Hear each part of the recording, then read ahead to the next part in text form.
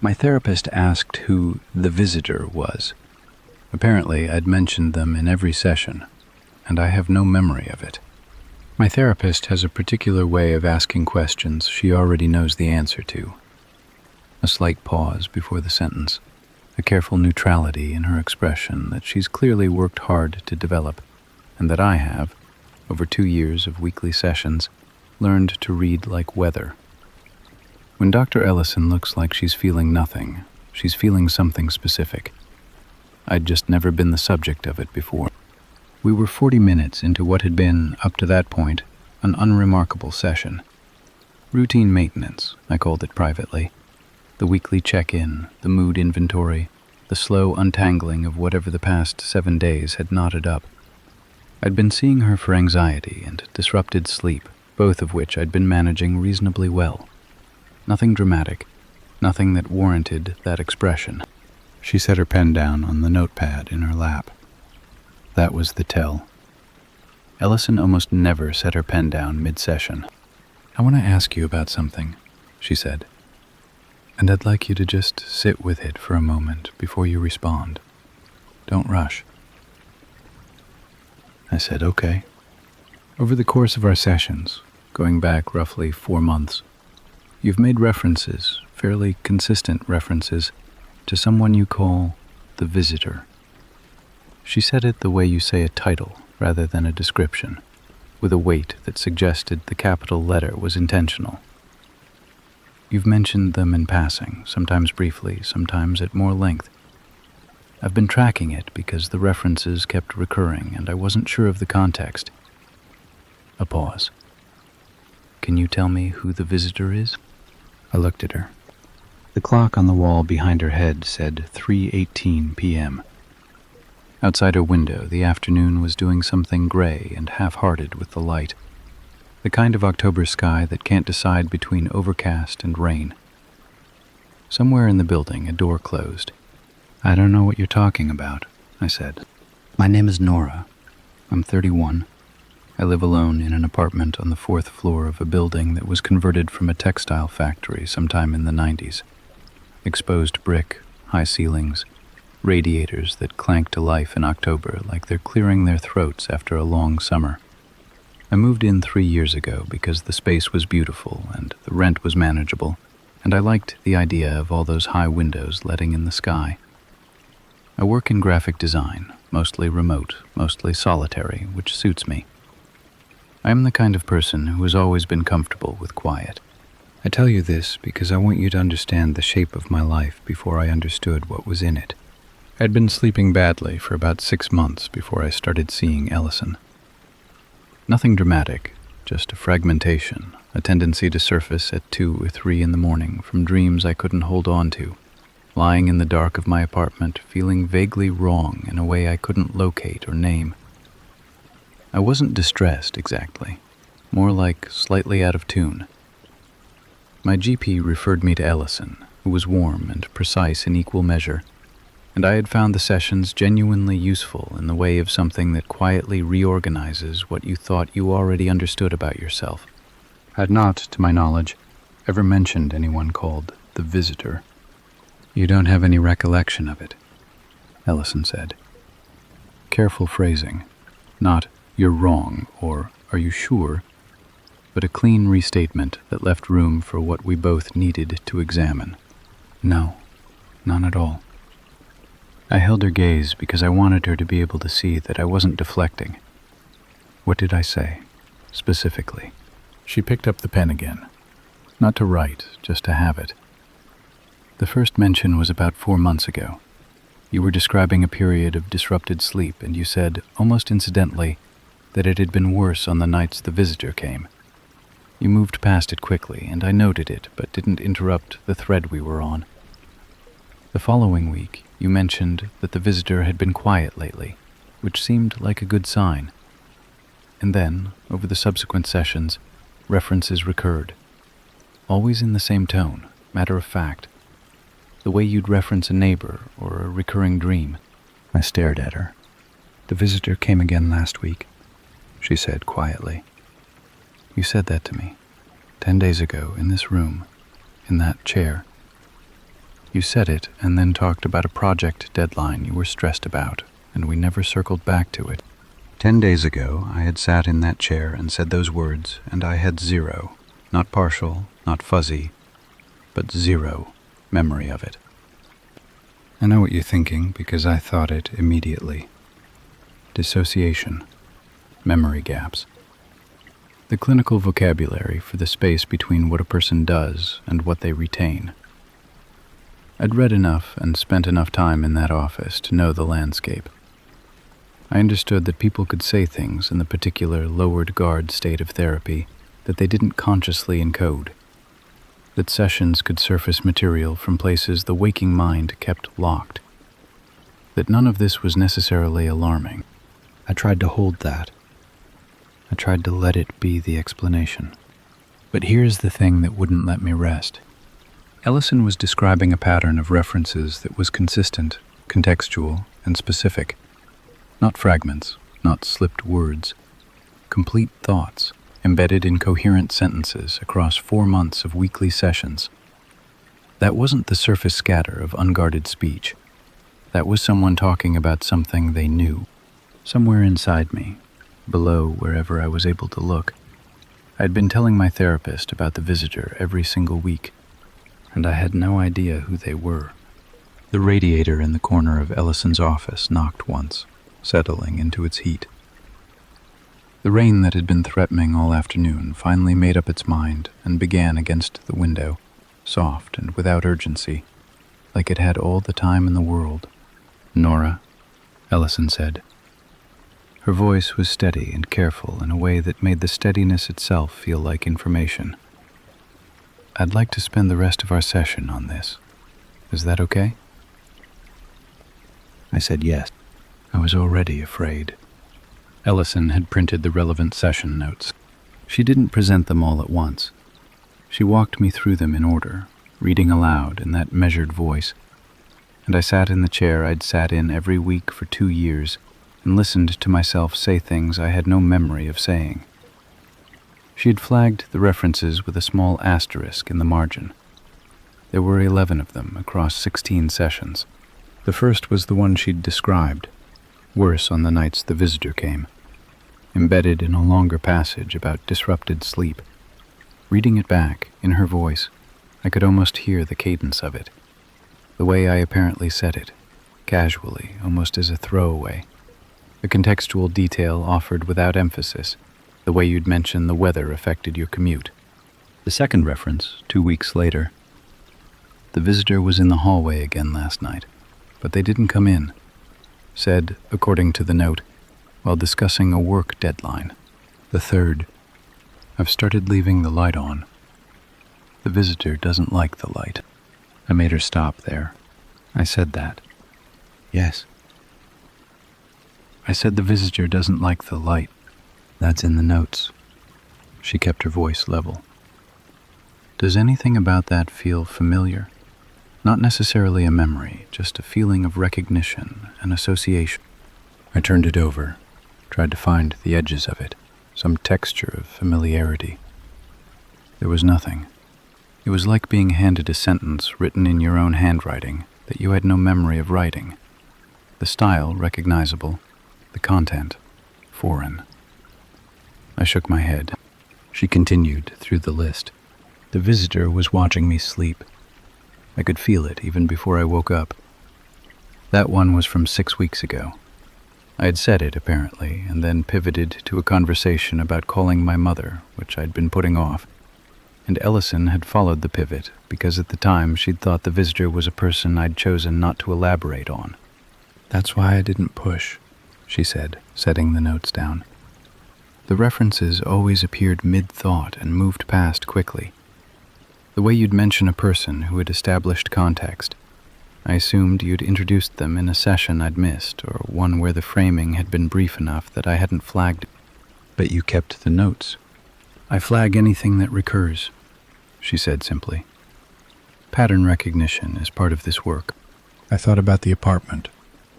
My 4th-floor apartment with its high ceilings and factory windows and radiators that came on in October.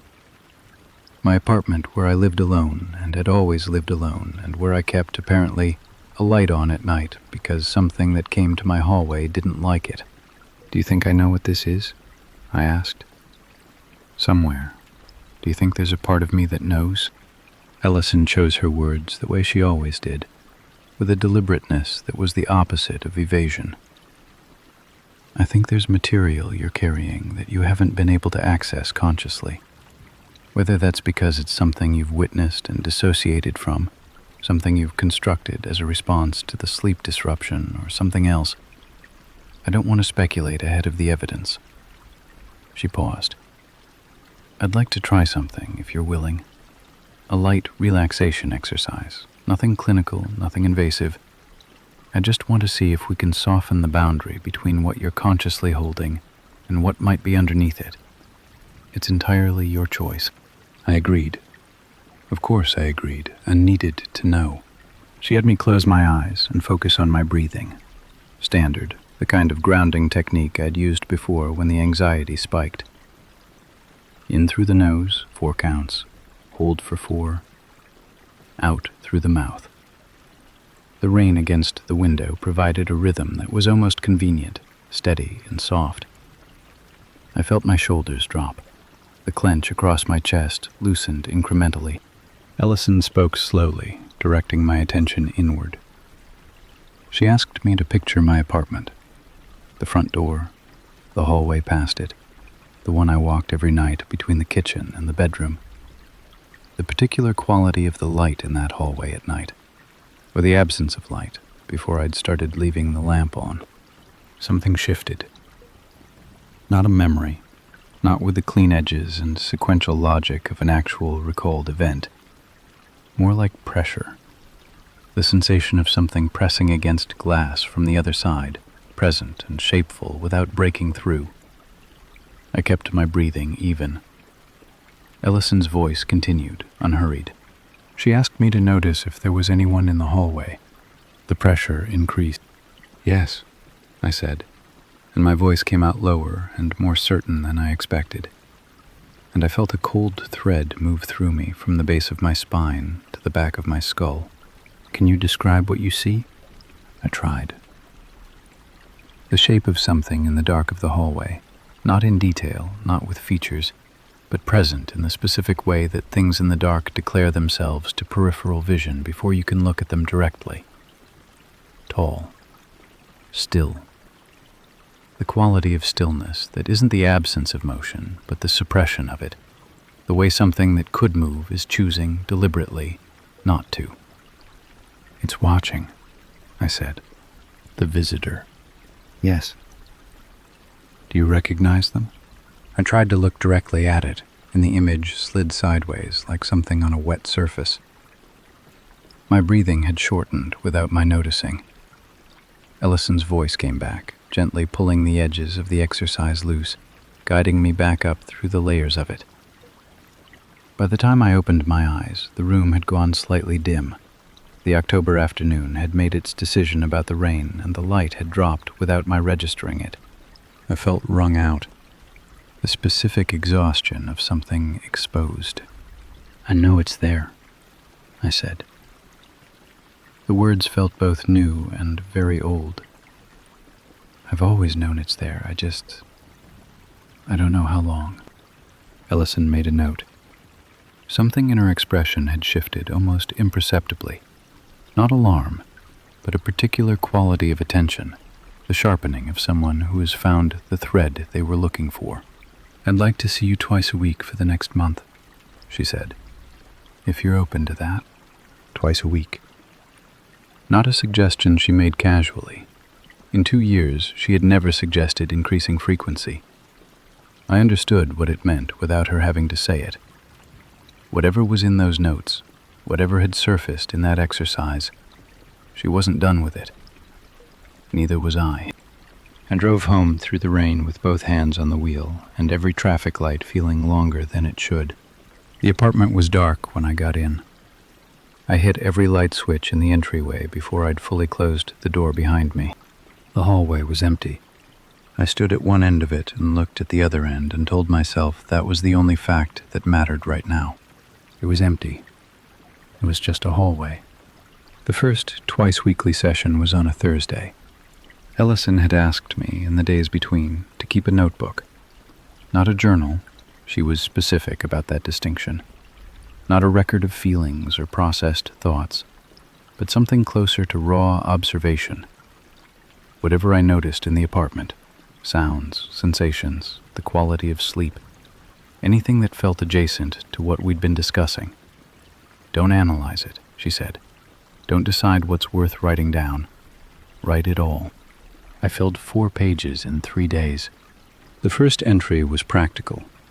I described the apartment layout in detail, the way I'd begun navigating it since the session, the light I now left on in the hallway, the way I'd taken to checking the bedroom before I got into bed, not opening the closet exactly, but standing near it, listening. The way I'd moved the small lamp from the living room to the floor of the hallway, closer to the bedroom door, because the overhead wasn't bright enough. I wrote it clinically, the way she'd asked, just observation.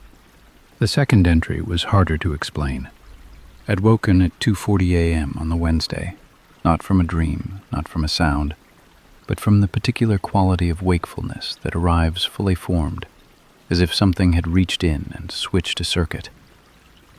I lay in the dark and looked at the ceiling and felt, with a certainty I couldn't source, that I was not alone in the apartment. Not a sound, not a movement, just the dense, directional weight of another presence, the way a room feels different when someone is standing in it, even before you know where to look. I lay still for 4 minutes. I know because I watched the clock. Then I got up, turned on every light, checked every room. Nothing. The front door was locked, the windows latched, the apartment empty in every verifiable sense. I went back to bed at 3:07 a.m. and did not sleep again until almost 5. And in the morning I wrote all of it down in the notebook exactly as it had happened. When I showed Ellison on Thursday, she read the second entry twice. "This feeling of presence," she said. "Is this new? Since our last session?" I thought about it honestly. "No," I said. "I think it's been there for a while. I think I got good at not thinking about it." She nodded, made a note. "And the sleep disruption, the waking at 2 or 3 in the morning, that's been present since before you started seeing me? That's why I came to you." "Right." She set the notebook down on her knee. "Nora, I want to ask you something that might feel like an odd direction, and I want you to hear it as a genuine clinical question rather than an implication. Is there any history, your own or in your family, of sleepwalking? Or of any behavior during sleep that you weren't conscious of in the waking state?" I looked at her. "You think I'm doing this in my sleep? The references and sessions. I don't think anything conclusively yet. I'm mapping the territory." I told her what I knew. My mother had mentioned, once when I was a teenager, that I'd gone through a period of sleepwalking as a young child, ages 4 or 5, briefly, and then it had stopped. Nothing dramatic, nothing that had ever recurred as far as I knew. As far as I knew. That qualifier had been doing a lot of work lately. Ellison moved us into another exercise, similar to the first, but with a different entry point, asking me to focus not on the apartment, but on the feeling itself, the sense of presence. When had I first noticed it? Not the first time I'd consciously registered it, but the first time it had existed somewhere in my peripheral awareness, even if I'd named it something else. I went deeper into it this time. Whether because I was less guarded or because the territory was already partially mapped from the previous session, I don't know. But the impressions came faster and with more texture. The hallway again, always the hallway. That particular stretch between the kitchen and the bedroom that the floor lamp now kept weakly lit. The quality of the presence there, its consistency. The sense that it wasn't random or passing, but patterned, habitual, occupying that space with the regularity of something that had come to consider it its own. "How long has it been there?" Ellison asked, her voice low and even. The answer surfaced without deliberation. "Since I moved in." A beat of silence. 3 years, she said. Yes. I sat with that. 3 years of something at the edge of my awareness, in the hallway of my apartment, that I had managed so thoroughly, partitioned so completely into some sub-basement of my conscious experience, that I had talked about it every week in therapy, without the talking ever making it to the surface, except it had been making it to the surface. That was the thing. It had been coming out sideways, through the lowered guard of the therapeutic state, assembling itself into coherent sentences while the rest of me held the door shut. Some part of me had been asking for help for 4 months. The rest of me just hadn't been listening. I opened my eyes. The session clock said 4:02. We'd gone over by 7 minutes, and Ellison hadn't stopped us. I need to ask you something, I said, and I need you to answer me honestly, not clinically. She held my gaze. I'll do my best. Do you think there's something in my apartment? The rain had stopped at some point during the session without my noticing. The window behind Ellison showed a sky that had gone the deep, bruised gray of early evening, clouds moving fast over the building line. The office felt very quiet. I think, she said carefully, that something real is happening to you. Whether its origin is internal or external, I can't tell you yet. But I don't think you're fabricating this. I don't think it's purely anxiety. She paused. And I think the part of you that's been describing it in our sessions knows more than you've been able to access consciously. She gave me her after-hours number before I left, wrote it on a card and pressed it into my hand with a specificity that felt like it meant something. It was fully dark by the time I got home. I stood in the open doorway of my apartment for almost a full minute before I stepped inside. The hallway stretched away from me, the floor lamp throwing its small circle of yellow at the far end. Beyond it, the bedroom door, closed as I'd left it. The light was on. I always left the light on now. I went inside and locked the door and stood very still and listened to the apartment breathe around me. From somewhere down the hallway came the small, specific sound of a floorboard settling under weight. I didn't move for a long time. Stood in the entryway with my keys still in my hand and my coat still on, and listened to the apartment around me. The refrigerator hummed. The radiator in the bedroom ticked softly through the wall. Outside, a car passed on the street below, and its headlights dragged pale shapes across the ceiling and disappeared. Everything was the sound of an apartment being an apartment at night. The floorboard didn't settle again. I told myself what people tell themselves in that moment. Old building, temperature differentials, the ordinary physics of a structure contracting after a warm day.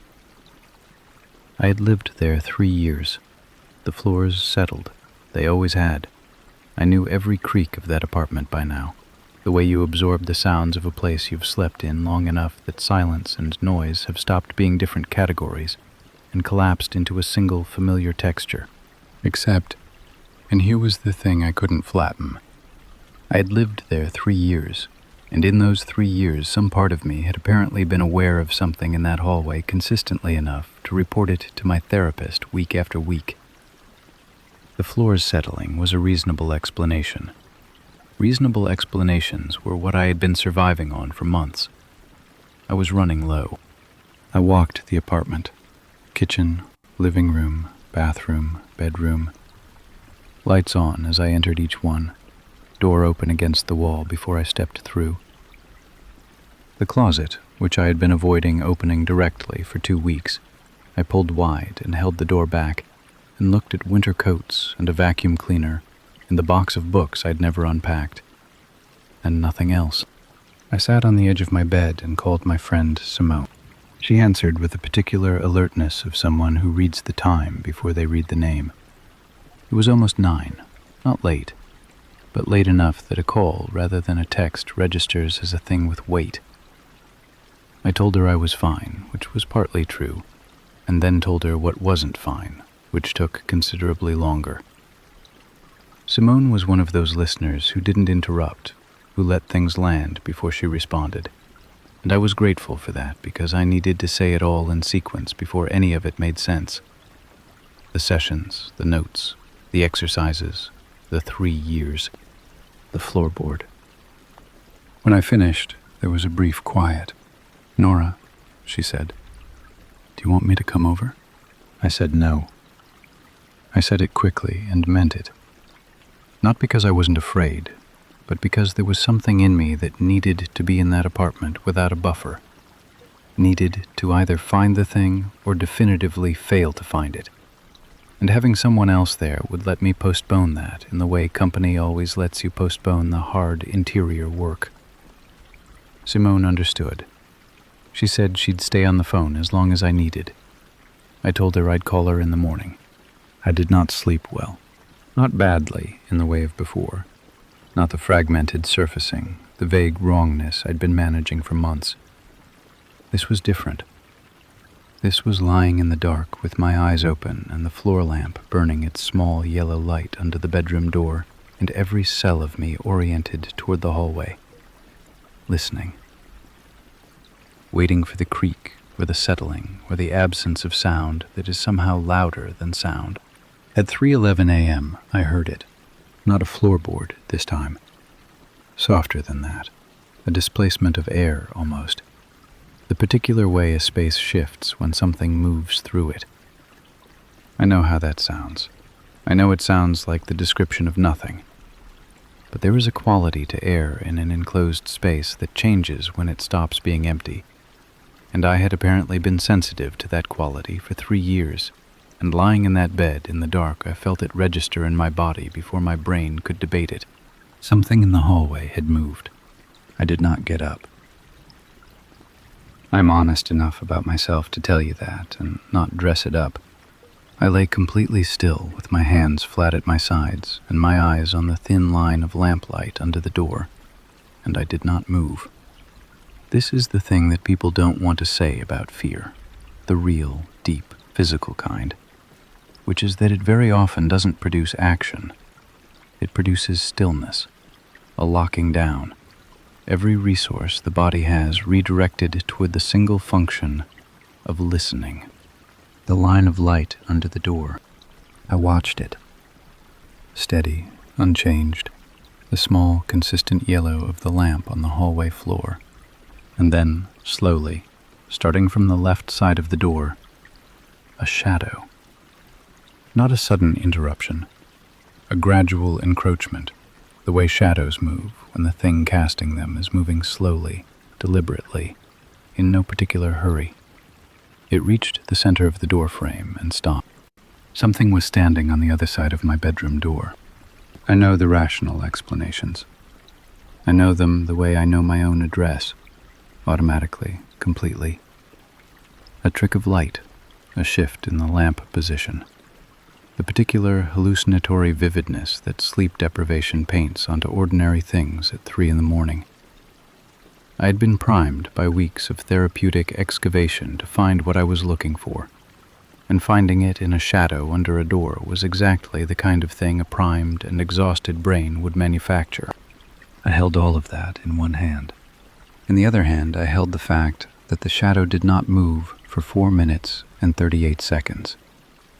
I know because I watched the clock on my phone, the same way I had watched it 2 nights before, needing the numbers to be real while everything else refused to be. At 3:16 a.m., the shadow receded, left to right this time, slower than it had arrived, until the line under the door was unbroken yellow again, and the hallway beyond it, if I was reading the light correctly, if the light could be read at all, was empty. I called Ellison's after-hours number at 3:19 a.m. It rang 4 times and went to a service, and I left a message in a voice I barely recognized as mine. Quiet, controlled, the voice of someone holding themselves together by a narrow margin. I told her what I'd seen. I told her the time. I told her I hadn't opened the door. Then I lay back down and watched the line of light under the door until the sky began to pale beyond the curtains.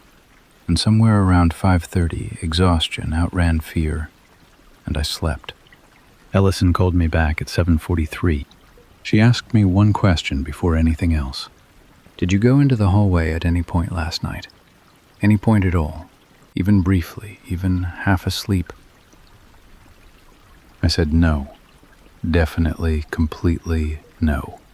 Her pause was 4 seconds long. I counted those too. Then I need to tell you something, she said. And I want you to hear it before you react. What Ellison told me was this. After I'd left her office the previous evening, she had gone back through her session notes, all of them, from the beginning. Not just the flagged references, but the full transcriptions she kept for her own record. She'd been bothered by something she couldn't name since our last exercise, some texture in what I'd described that she wanted to sit with more carefully. She'd been doing this work for 19 years. She trusted the bothered feeling.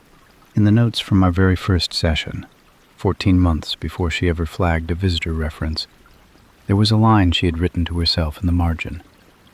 A clinical observation, the kind she made constantly and usually amounted to nothing. 4 words. Possible dissociative episode. Monitor. She'd written it during a moment in that first session when I had, apparently, gone briefly quiet mid-sentence and then resumed speaking in a slightly different register. Unhurried, she said, as if I had changed gears without noticing. She had noted it and watched for recurrence, and when none appeared in the following weeks, she had deprioritized it. But now, reading it back with everything else in front of her, she'd called a colleague, a specialist she trusted, someone with a particular focus on dissociative presentations and sleep-related phenomena. She'd described the case, anonymously, she was careful to say, and the colleague had asked a specific question. Had she ever, in any session, asked me directly about the visitor while I appeared to be in an altered state? She hadn't. It had never been the right moment. The references always appeared and dissolved too quickly, embedded in other material, and she'd never managed to catch the thread before I moved past it. Her colleague had suggested she try. In our next session, Ellison said, I'd like to address the visitor directly, not in a relaxation exercise, directly. I'd like to ask, while you're in the lowered state we've been working with, to speak to whatever part of you has been using that MAME. A pause. This is not something I undertake lightly, and it's not something I'll do without your full, informed consent. But I believe there's a part of your mind that knows considerably more than the waking part has access to, and I'd like to ask it questions. I sat on the edge of my bed in the gray morning light with the phone pressed to my ear and looked at the bedroom door. Closed. The floor lamp still burning on the other side of it, faithful and small. I said yes.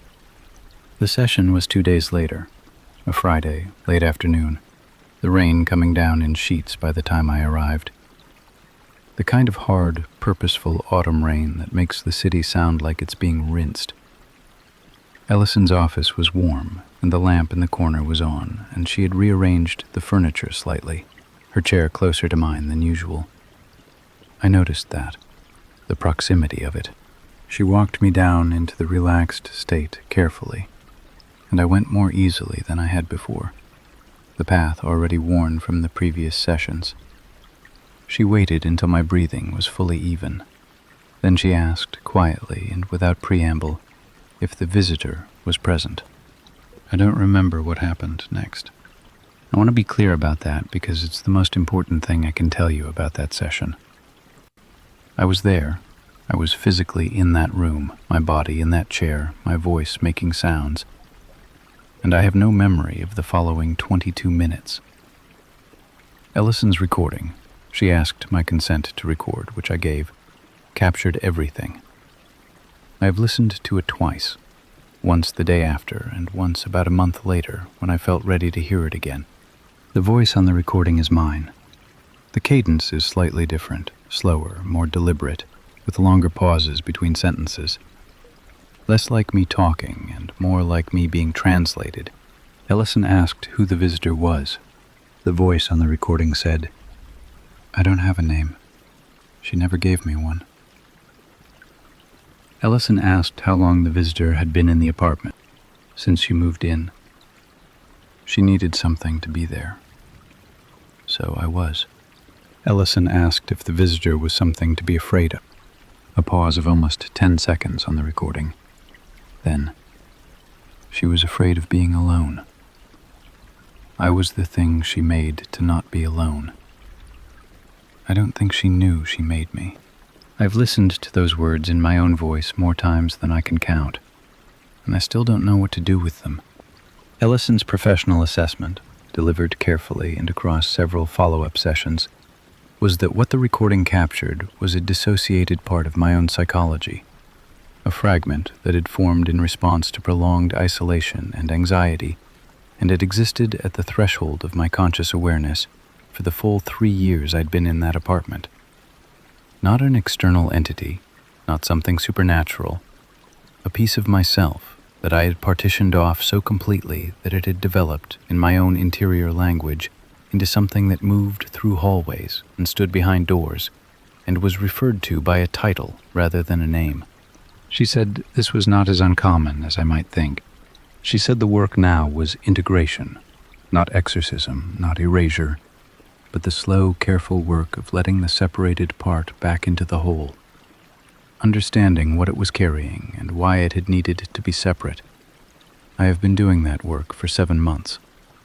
It is not fast, and it is not linear, and some weeks it is the hardest thing I do. But I want to tell you the other thing. The thing that sits alongside Ellison's clinical framework and doesn't contradict it exactly, but doesn't fully fit inside it either. The shadow under the door.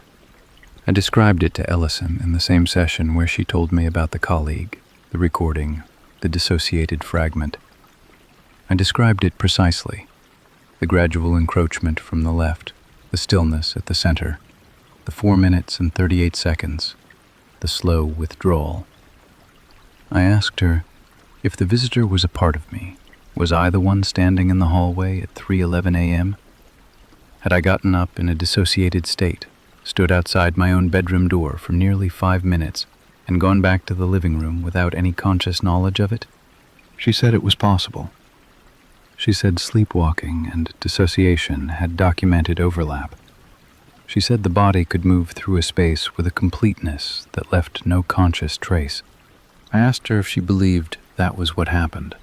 She looked at me for a long moment with that careful, neutral expression I had learned to read as feeling. I believe, she said, that you are not in danger. I believe that what's been in that apartment is yours. It came from you, and it belongs to you, and it is not something external to be afraid of. She paused. Whether every element of what you experienced has a clean psychological explanation, I think that's a question you may have to hold without a complete answer for a while. I live with that. I'm still in the apartment. Still the high ceilings, the factory windows, the radiator clearing its throat every October.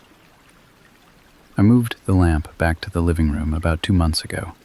The hallway is dark at night now, and most nights that is fine, and occasionally it isn't. And on those occasions I get up and turn the lamp back on and sit with the feeling until it passes. The notebook I kept during those weeks I haven't thrown away. It lives in the box with the unpacked books, which I finally unpacked. Sometimes I think about reading it. I haven't yet.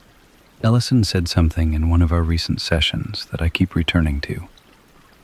She said that the mind, under sustained pressure, will find a way to ask for what it needs. That it will use whatever channel is available, dreams, behavior, words surfacing in the lowered guard of therapy, and that the asking will persist until someone, somewhere, is paying enough attention to hear it. I'd been asking for 3 years. I'm glad someone finally did. Though late at night, in the specific dark of 3 a.m., when the city goes quiet and the apartment settles into itself, I still find myself listening, and I still don't know, with complete certainty, what I'm listening for. I found a journal in my handwriting that I don't remember writing. The last entry said, "He knows I know." I know my own handwriting. I've known it for 20 years. The way the lowercase g loops wider than it should, the way I connect the letters without lifting the pen, the particular slant I developed in middle school and never grew out of. Handwriting is one of the things that stays. You'd know yours too. Which is why, when I sat on the floor of my bedroom in the gray light of a Sunday afternoon with a journal I had never seen before open in my lap, I couldn't explain it. Not to myself then, and not to anyone else later. Because every word on every page was mine. I'd found it under the bed, spring cleaning or something like it.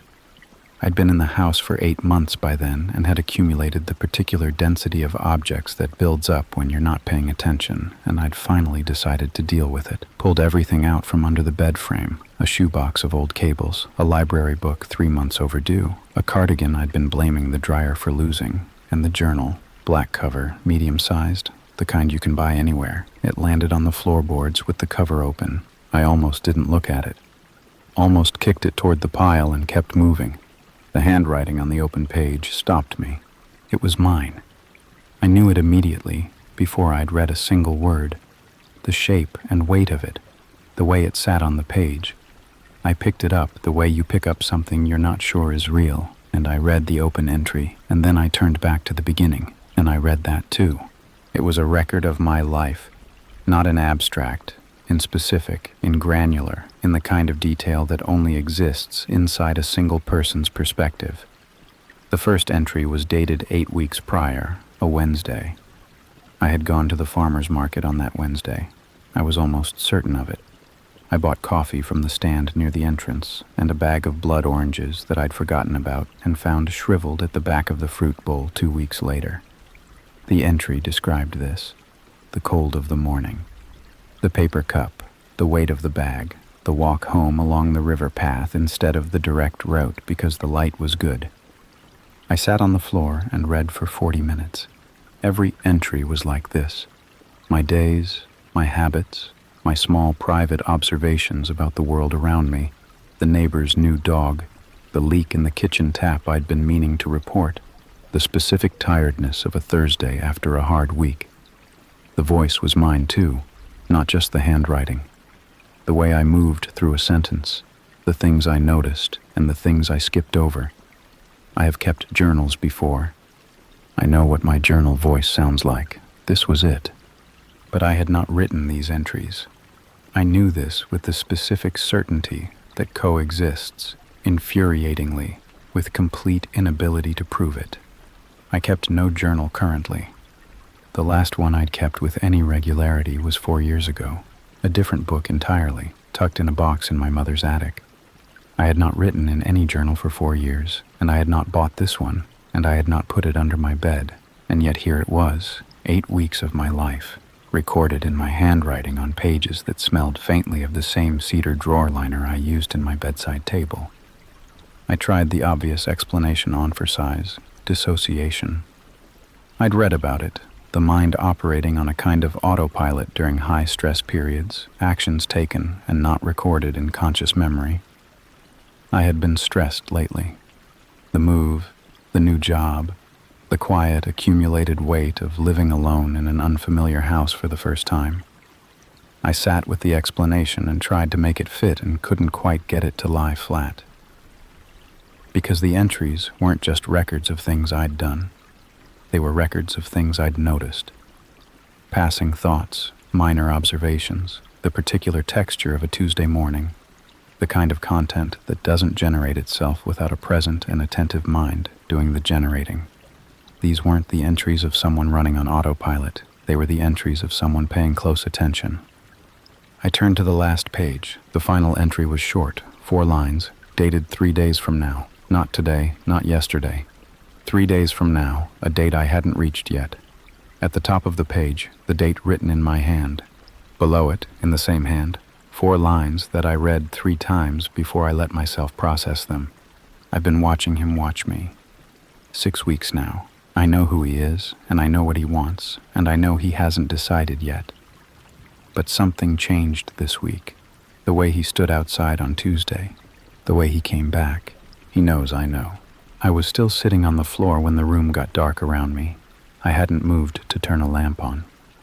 The journal was open in my lap with the last entry facing up, and the rain that had been threatening all day finally arrived, hitting the window in a single wave and then settling into a steady, low percussion against the glass. The entry was dated 3 days from now, and whatever I had apparently known, whatever the person who wrote these pages had pieced together over 6 weeks of careful watching, I didn't know it yet. I didn't sleep much that night. Lay in bed with the journal on the nightstand facing away from me, which I recognized as irrational and did anyway. At some point around 2 in the morning, I got up and put it in the kitchen drawer under the takeout menus, which was also irrational and slightly better. In the morning, I made coffee and stood at the kitchen counter and tried to think about it plainly. The most rational explanation was still dissociation, or something adjacent to it. A stress response I wasn't aware of, a habit I'd developed and wasn't tracking consciously. My GP was someone I trusted. I could make an appointment, describe what I'd found, ask the questions I needed to ask about memory gaps and automatic behavior, and what it looked like when the mind did things without consulting the person it lived in. That was the responsible path. I wrote it at the top of a page in my phone's notes app. Call Dr. Ibarra, Monday. Then I took the journal back out of the kitchen drawer and read it again from the beginning. The second read was different from the first. The first time I'd been absorbing the shock of the handwriting, the voice, the accumulated weight of 8 weeks of my own life written down without my knowledge. The second time I was reading for content, for what the entries actually said beneath the surface of the daily record. It was there, if you looked, starting from around week 3. The early entries were ordinary: the farmer's market, the river path, the small domestic cataloging of a life settling into a new place. But somewhere in the 3rd week, a thread appeared, subtle enough that I'd missed it in the first read. References to the neighbor, not the one with the dog, the other one, across the street. The man who lived in the house directly opposite mine. The entries didn't name him. They referred to him the way you refer to something you're still deciding how to categorize. The man across the street, the one with the gray car, him. The first mention was almost incidental, tucked into a longer entry about a different day. Saw him watching the house again this morning. 3rd time this week. Maybe nothing. The next mention was 4 days later, twice today. Once when I left in the morning and once when I came back. He was at his window both times, not doing anything, just standing. And then, a week after that, a shorter entry with nothing else in it. He was in the back garden when I went to hang the washing. He didn't look up, but he knew I was there. I could tell by the way he stood. I put the journal down and looked out my kitchen window at the house across the street. The gray car was in the driveway. I'd seen it 100 times and registered it as nothing.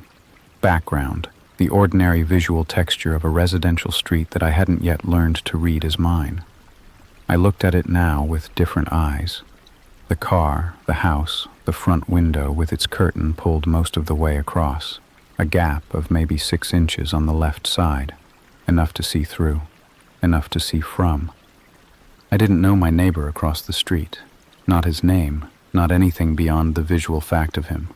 Middle-aged, kept to himself, occasionally nodded if we happened to be outside at the same moment, the way people nod on residential streets when they want to acknowledge civility without committing to conversation. I had not thought about him in any particular way. The journal, apparently, had been thinking about him for 6 weeks. The appointment with Dr. Ibarra was 12 days out, first available. I sat with that for a while, and then I called my friend Cecily, who lived 20 minutes away and was the kind of person who responded to distress with practical questions rather than sympathetic noise, which was exactly what I needed. I told her about the journal, and I watched her face on the phone screen cycle through the same expressions mine had gone through the day before. She asked to see it. I said yes. She came over that evening and read through it at my kitchen table while I made tea I didn't drink. She read carefully, the way she did everything, turning pages slowly and going back occasionally to reread something. When she finished, she set it down and looked at me. "You genuinely don't remember writing this?" "I genuinely don't." She looked at the journal and then out the window at the street. It was dark by then, the house across the road lit from inside, that same 6-inch gap in the curtain pale against the dark exterior. And the last entry, the date. 2 days from now. Neither of us said anything for a moment.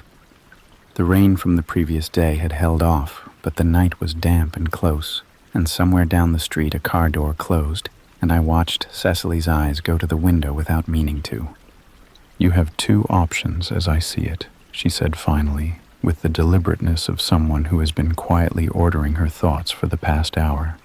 "Either you wrote this yourself during a period of some kind of dissociation, in which case you need to see Dr. Ibarra urgently and not in 12 days, or you didn't write it. And if I didn't write it, then someone who knows your handwriting very well has been inside your house, repeatedly, for at least 8 weeks." She paused. "And they want you to find this." I'd gotten as far as the first part of that on my own. I hadn't let myself get to the second part yet, the wanting you to find it, the deliberateness implied by a journal left where it would eventually be found, filled with a handwriting that would stop you cold, ending on a date still in the future, not a record of the past, a message. I looked at the journal sitting on my kitchen table between us, the black cover, the plain pages, the words in my hand that I hadn't written. 2 days from now. Cecily stayed that night.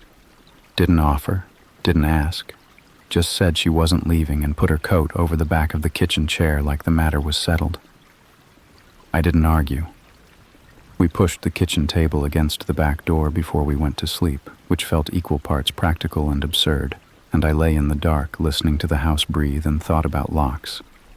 I had checked everyone before bed, front door, back door, both ground floor windows, the side gate, all locked, all secure, nothing forced, nothing tampered with, nothing that would explain how someone had been inside long enough to leave a journal under my bed. No signs of entry at all, which meant either they had a key or they had found a way in that I hadn't identified, or, and this was the door I kept opening and closing, I had written it myself, and none of the rest of it was what it appeared to be. I called Dr. Abra's surgery when it opened at 8. The receptionist was apologetic and firm. 12 days was the earliest Dr. Abra could see me, but if I felt it was urgent, I could present to the walk-in clinic on Marsh Street. I said I would think about it. I didn't go to the walk-in clinic. I'm not sure I can fully explain why, except that the walk-in clinic felt like a declaration, an acknowledgement that something was wrong with my mind rather than with my circumstances. And I wasn't ready to make that declaration until I'd exhausted the other possibility. So I did what Cecily suggested, and I started paying attention, not to myself, or not only to myself, to him. I was careful about it. I didn't stand at the window in obvious surveillance. I moved through my normal day and let the window be peripheral, letting my eyes go to the house across the street the way they would naturally go to anything in my sightline without making it the explicit object of my attention.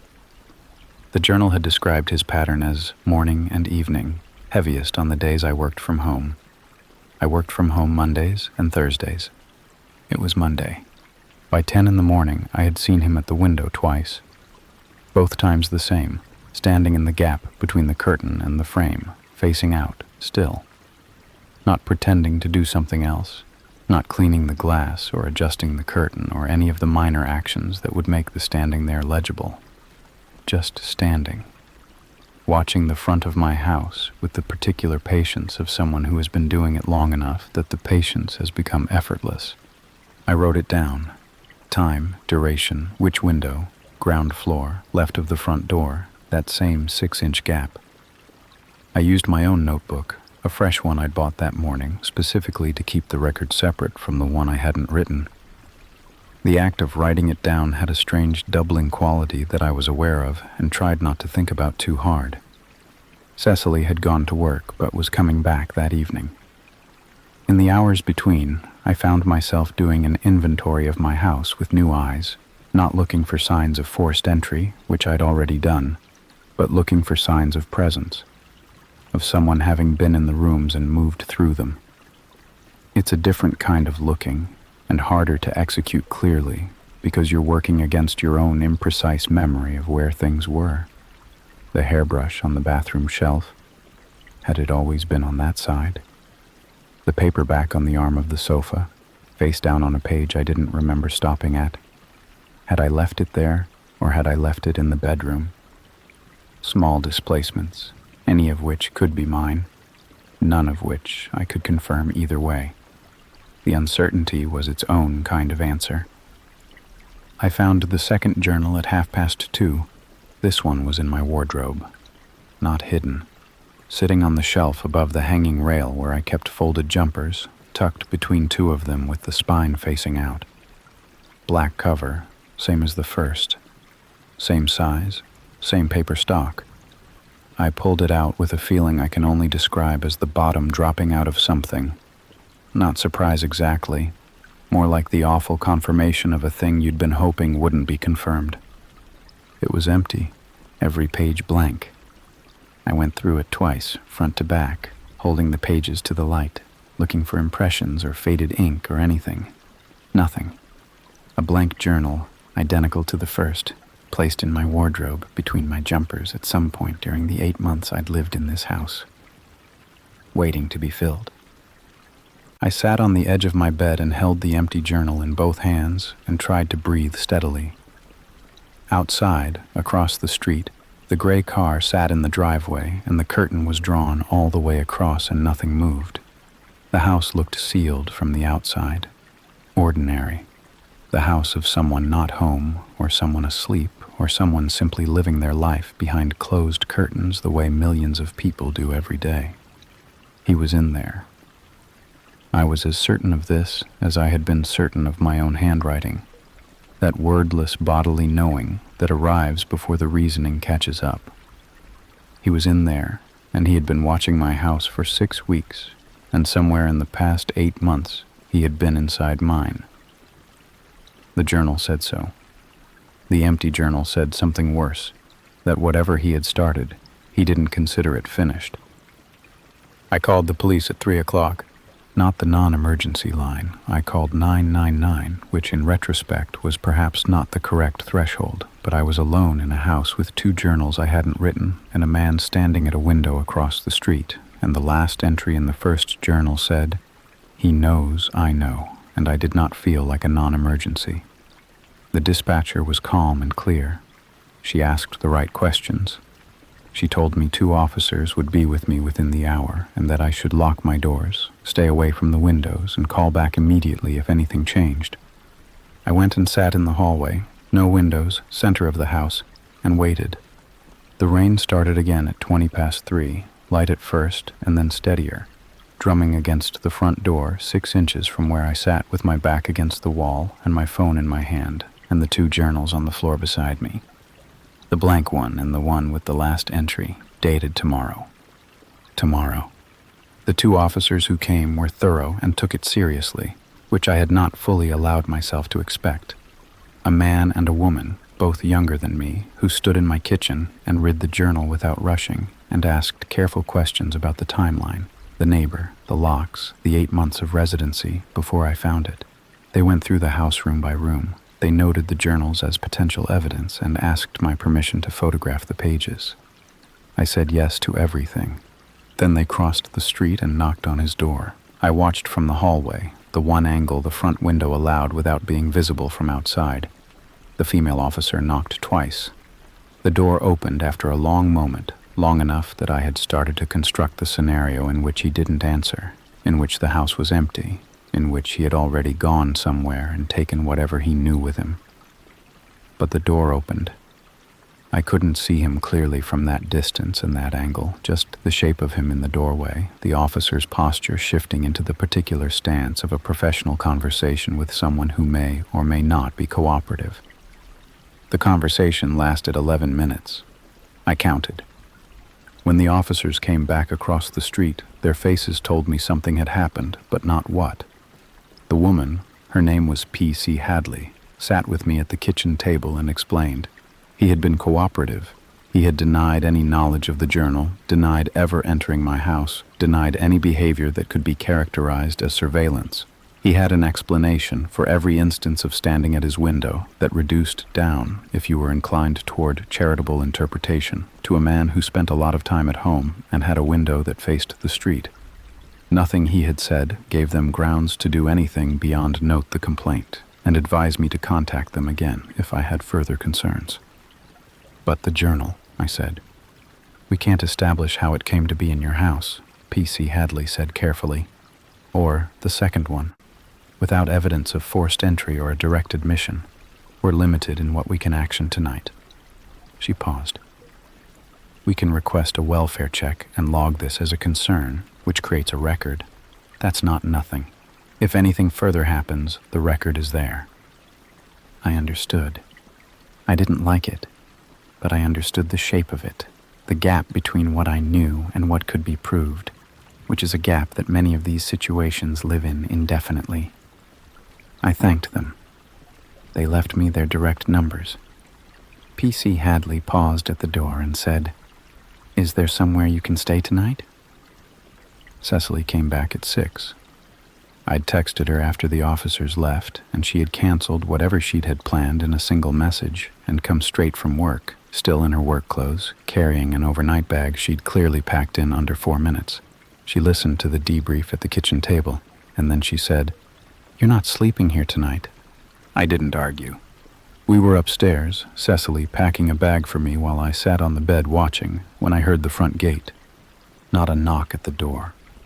The gate, the small metal gate at the end of the front path that I'd been meaning to oil since September, because it had a distinctive complaint of a sound when it swung open, a thin, metallic scrape that I'd heard every day for 8 months, and that was now, in the context of everything, the loudest sound in the world. Cecily stopped moving. We looked at each other. I picked up my phone. Cecily crossed to the bedroom window in 2 steps and stood at the edge of it, out of the direct sight line, and looked down at the front path. Her face told me before she turned. "He's at your door," she whispered. Not knocking. That was the thing she communicated in the next second without needing words.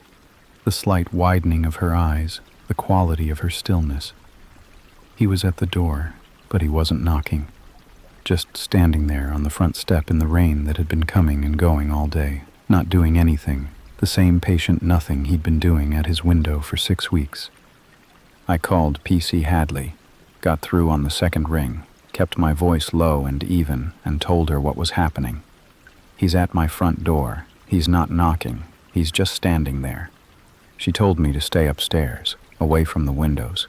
Do not open the door. She was already moving when she said it. I could hear it. 4 minutes. 4 minutes in an upstairs bedroom with Cecily's hand around my wrist and the gate not making another sound, which meant it hadn't opened again, which meant he was still out there, and the rain on the window and every second feeling like a vote being cast between 2 outcomes, both of which I could see clearly, and only one of which I could afford. The patrol car came without the siren. 2 officers again, different from before. I heard voices below, the brief, flat exchange of an encounter with police, question and response, the professional compression of it.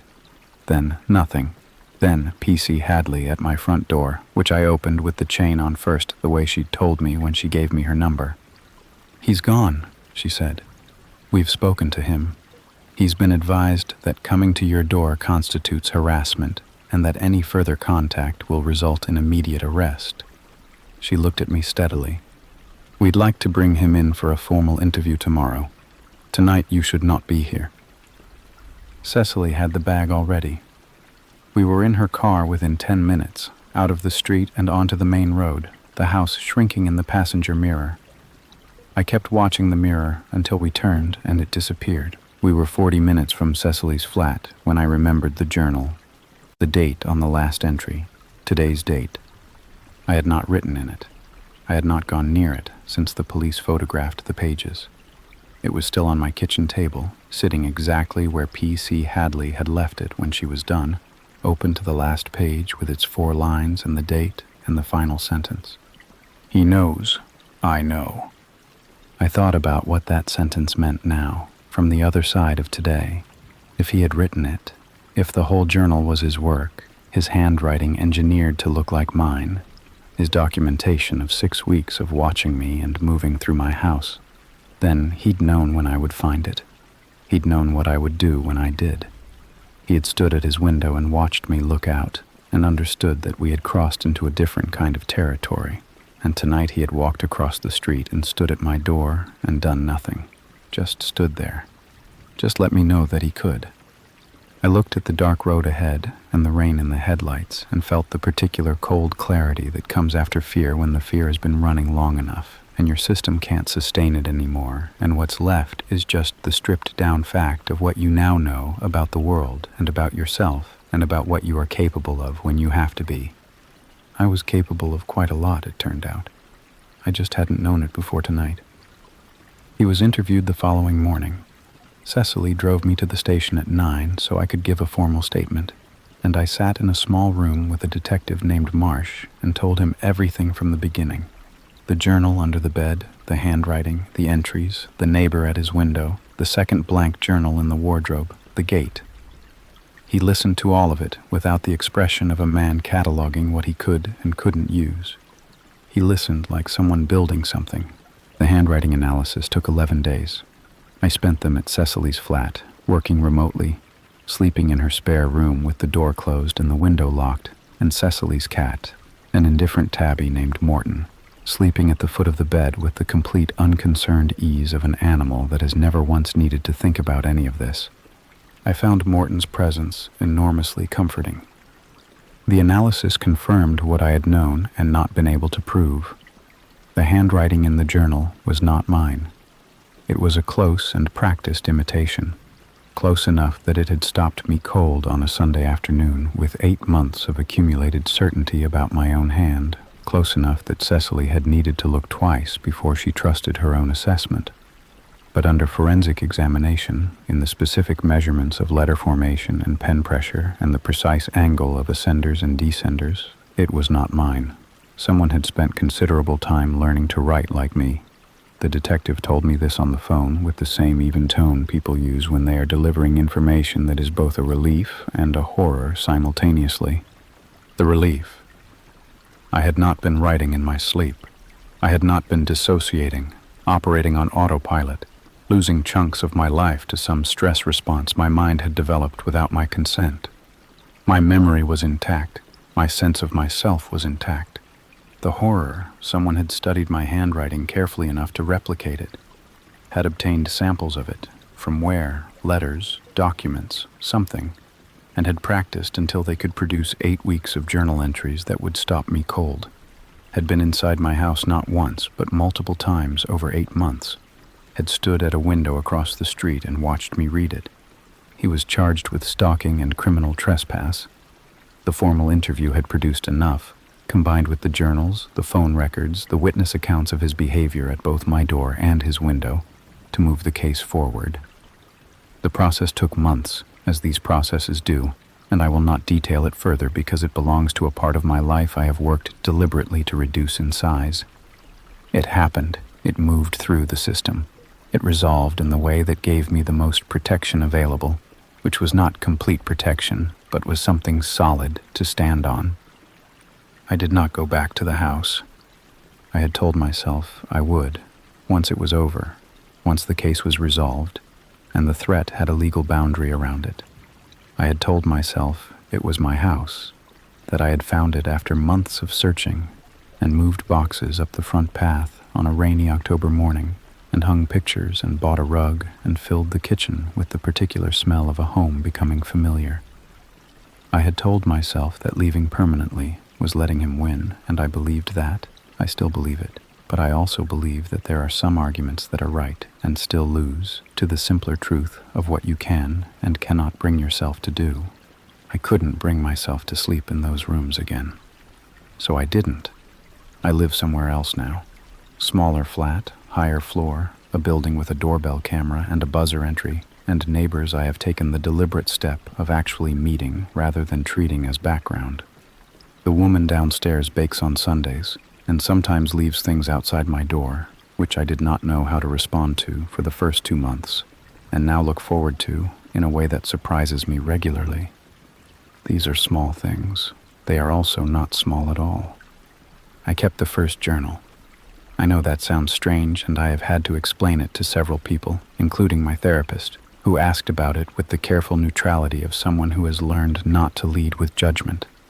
I kept it because it is evidence of something I want to remain true to, the fact that someone spent months inside my life and my home and my handwriting and could not, in the end, actually get inside any of it. The journal is full of my days and my voice and my small private observations about the world, and every word of it was written by someone else, and none of it is me. I know the difference.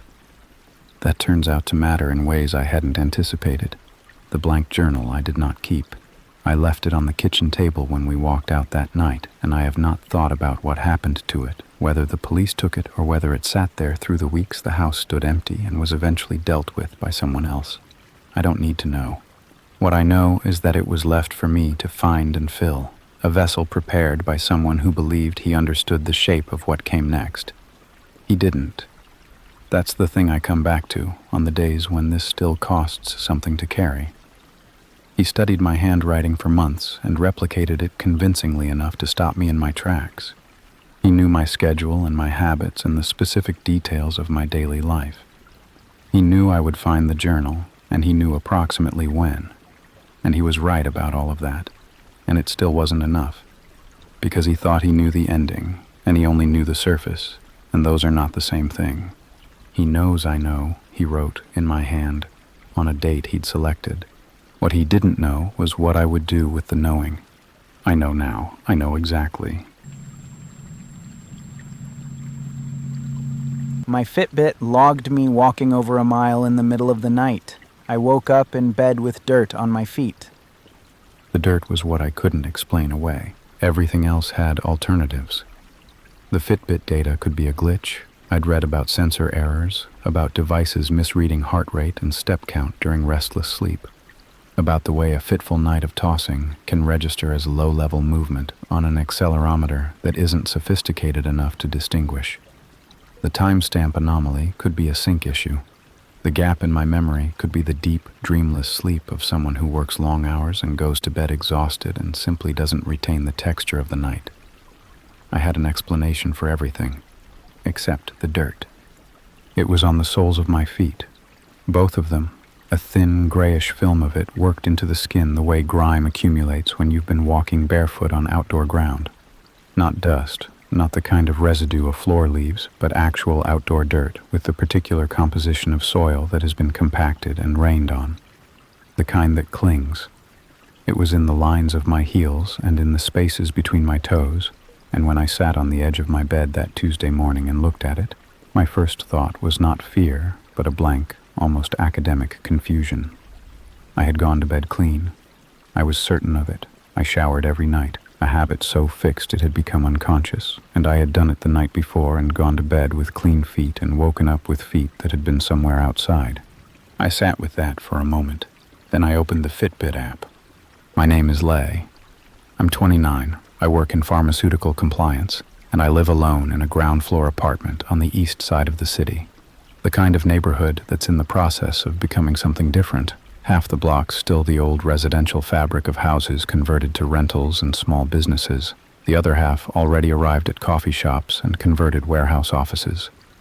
My street has a park at one end and a disused rail corridor at the other, and I'd chosen the apartment partly for the proximity to the park, thinking of the morning walks I kept meaning to take. The Fitbit had been a gift from my mother. She worried about me, the long hours, the solo living, the city in general, and had given it to me the previous Christmas with the specific logic that if I was going to insist on running alone, I should at least have something tracking my vitals. I wore it more out of loyalty than conviction, checking my step count occasionally and mostly ignoring the sleep data, which I'd found either reassuring or depressing depending on the week. I had not looked at the sleep data in over a month. The app opened on the activity summary for the previous night, and there it was, a spike in the step graph at 2:07 a.m., not the gentle fluctuation of restless sleep, but a sharp vertical climb that plateaued and held for 41 minutes before dropping back to the flat baseline of stillness. The distance logged, 1.3 miles. I stared at the graph for a long time. The spike was unambiguous, the kind of data shape that doesn't come from tossing in bed. 1.3 miles at a pace the app had calculated as a moderate walk. 41 minutes of continuous movement beginning at 2:07 in the morning on a Tuesday in the second week of October. I had no memory of any of it, not a fragment, not a half-dream, not the blurred edges of something that might have been real if I looked at it sideways. Nothing. I had gone to sleep at 11:15 after a bowl of cereal and an episode of Something Forgettable on my laptop, and I had woken up at 6:50 with dirt on my feet and apparently traveled 1.1 miles in the intervening hours. I went through the apartment carefully. Front door, closed, but when I checked the deadbolt, it moved more freely than it should have from the inside. Not locked. I always locked it. I stood with my hand on the bolt and tried to remember with absolute certainty whether I'd locked it the night before, and the answer was yes. Completely yes. The way the answer to a thing you do every single night without thinking should be. And yet, the windows in the living room, both latched. Kitchen window, latched. The back door that opened onto the small concrete area behind the building, closed, unlocked. I didn't remember unlocking it. I sat at my kitchen table with my dirty feet tucked under me and a coffee I wasn't drinking, and turned over the clinical explanation first, the way a practical person does. Sleepwalking. I'd never done it as an adult, or hadn't been told I had done it briefly as a child, my mother mentioned it once, a phase around age 7 that resolved on its own. It wasn't unheard of for it to resurface in adulthood under stress, disrupted sleep, certain medications. I wasn't on any medications. My stress was ordinary and managed. But 1.1 miles, that wasn't stumbling to the kitchen and back. That was going somewhere. I scrolled back through the Fitbit data almost without deciding to. The thumb swipe of someone looking for something they haven't named yet. A week back, 2 weeks, 3. The spike at 2 a.m. wasn't new. It was there 6 days prior, smaller, 0.5 mile, 20 minutes, and there 11 days before that, nearly a mile, 37 minutes. And once more, at the far edge of the data the app retained, a brief flicker of nighttime movement on a night I had absolutely no memory of anything unusual at all. 4 times in the past month. 4 times my body had gotten up in the dark and gone somewhere and come back, and I had slept through all of it. The coffee was cold. Outside, the October morning was gray and still. The leaves on the park end of the street turned and dropping. A smell of rain moving in from the northwest that reached me even through the closed window. I picked up my phone and scrolled back to the most recent spike, the one from last night. 41 minutes, 1.3 miles. Whatever route that described, it ended back here, back in my bed, back with dirty feet and a deadbolt that hadn't been locked and a back door standing open in the October cold. I needed to know where it went. The Fitbit had a GPS feature I'd never used. I didn't even know it was enabled until I dug into the app settings that morning, still at the kitchen table, the cold coffee pushed aside. The GPS required the phone to be nearby to function, the watch latching onto the phone's location signal rather than generating its own. And I always kept my phone on the nightstand when I slept, which meant that on every one of those 4 nights, the watch had been silently mapping wherever I went. The route data was buried 3 menus deep, not the kind of thing you'd find without looking for it. I found it. And when the map loaded and drew the path in a thin blue line over the street grid of my neighborhood, I sat back and looked at it for a long time. It went to the rail corridor, the disused rail line that ran along the eastern edge of my neighborhood, the one I'd noted when I moved in and filed under local character without giving much thought to since. It ran for about 2 miles along a raised embankment, the old tracks still in place but long out of service, the corridor on either side reclaimed by tall grass and sumac, and the particular ecological persistence of things that grow where people have stopped maintaining. There was a gap in the chain-link fence about 3/4 of a mile from my building, a point where the fence had been pulled back far enough to admit a person, the kind of gap that accumulates in any unmaintained fence over enough years. The blue line went through it and ended, roughly, at the base of the embankment on the far side. I stared at the end point. A specific point on the map, not a building, not a destination that had any logical reason to be a destination. just a location on an overgrown rail embankment in the dark at 2 a.m. on a Tuesday night in October. I'd gone there 4 times that I knew of. My body had gone there 4 times while I was apparently unconscious, navigated the route without waking me, and returned me to my bed without leaving any evidence except dirty feet and a datagraph and an unlocked back door. I called in late to work and walked it in daylight. The route was ordinary in the way that all routes are ordinary in daylight. Sidewalks I'd used before, familiar streets, nothing that explained anything. The walk took 17 minutes at a normal pace, which tracked against the Fitbit's data if you allowed for the slower, possibly less direct movement of someone navigating in the dark without full waking consciousness. I reached the fence gap at 9:15 in the gray October morning, the rail corridor on the other side quiet and overgrown, the embankment visible about 30 feet in through the tall dry grass. I went through. The ground on the other side of the fence was soft with recent rain, the kind of yielding, organic earth that holds impressions. And there, leading from the gap toward the embankment, pressed into the mud in the irregular pattern of barefoot movement, were footprints. Small, narrow, mine.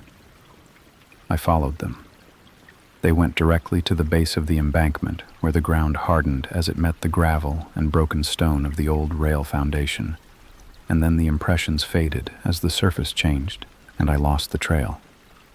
I stood at the base of the embankment and looked up the slope, 7 or 8 feet of steep gravel, the old sleepers visible at the top, weeds grown thick between them. Whatever had drawn me here, whatever my sleeping body had been navigating toward on 4 separate nights, it was up there, or through there, or somewhere in the flat dark of the rail line itself. I didn't climb it that morning. I'm not sure exactly why. The practical explanation is that the slope was loose and steep, and I was alone and wearing the wrong shoes, and it was a weekday morning and I had a job to get to. All of that was true, but there was also something else, something about the footprints in the mud, the specific evidence of my own passage through a place I had no conscious relationship with, that made me want to approach whatever was up there with more preparation than I currently had. As though going up the embankment alone in the daylight without telling anyone where I was going would be the wrong way to find out what was at the top of it. I took photographs of the footprints. I photographed the gap in the fence, the embankment, the end point on the app's map. Then I walked back to my apartment and called my friend Priya, who was the most sensible person I knew and who I'd been keeping this from because I hadn't wanted to say it out loud yet. I said it out loud. She was quiet through most of it. The dirt, the data, the GPS route, the footprints. When I finished, she asked one question. Had I seen a doctor? I hadn't. I'd been sitting with the data all morning and treating it as a puzzle to solve rather than a symptom to investigate, which is, in retrospect, a very specific kind of avoidance. A sleepwalker who travels 1.33 miles in the dark to a specific location 4 times in a month isn't presenting with ordinary parasomnia. That's not the profile of someone who stumbles to the bathroom and back. That's something with a destination, a pull, a point of return that suggests not randomness, but repetition. Something was drawing me there. That was the thing I'd been circling all morning without landing on directly. The routes weren't wandering. The GPS data was clear on that. The blue line moving with a directional consistency that didn't fit the disoriented meandering typically associated with sleepwalking. It went to the rail corridor the way a person goes somewhere they intend to go. The same place, 4 times, with a navigational certainty that I couldn't account for with any explanation I found comfortable. Priya said she'd come over that evening, said it in a tone that wasn't a question. I spent the rest of the afternoon at my desk pretending to work and thinking about the base of the embankment, about my own footprints in the mud, about the 4 previous 2 a.m. walks that the data confirmed, and whatever walks before that, the 30-day data retention window had already overwritten, already lost, already gone, about whether this had started the month I moved in. The rain arrived late afternoon, drumming steadily on the window glass, and I was grateful for it in a way I couldn't entirely explain. Something about the sound of it filling the apartment, giving the silence somewhere to go.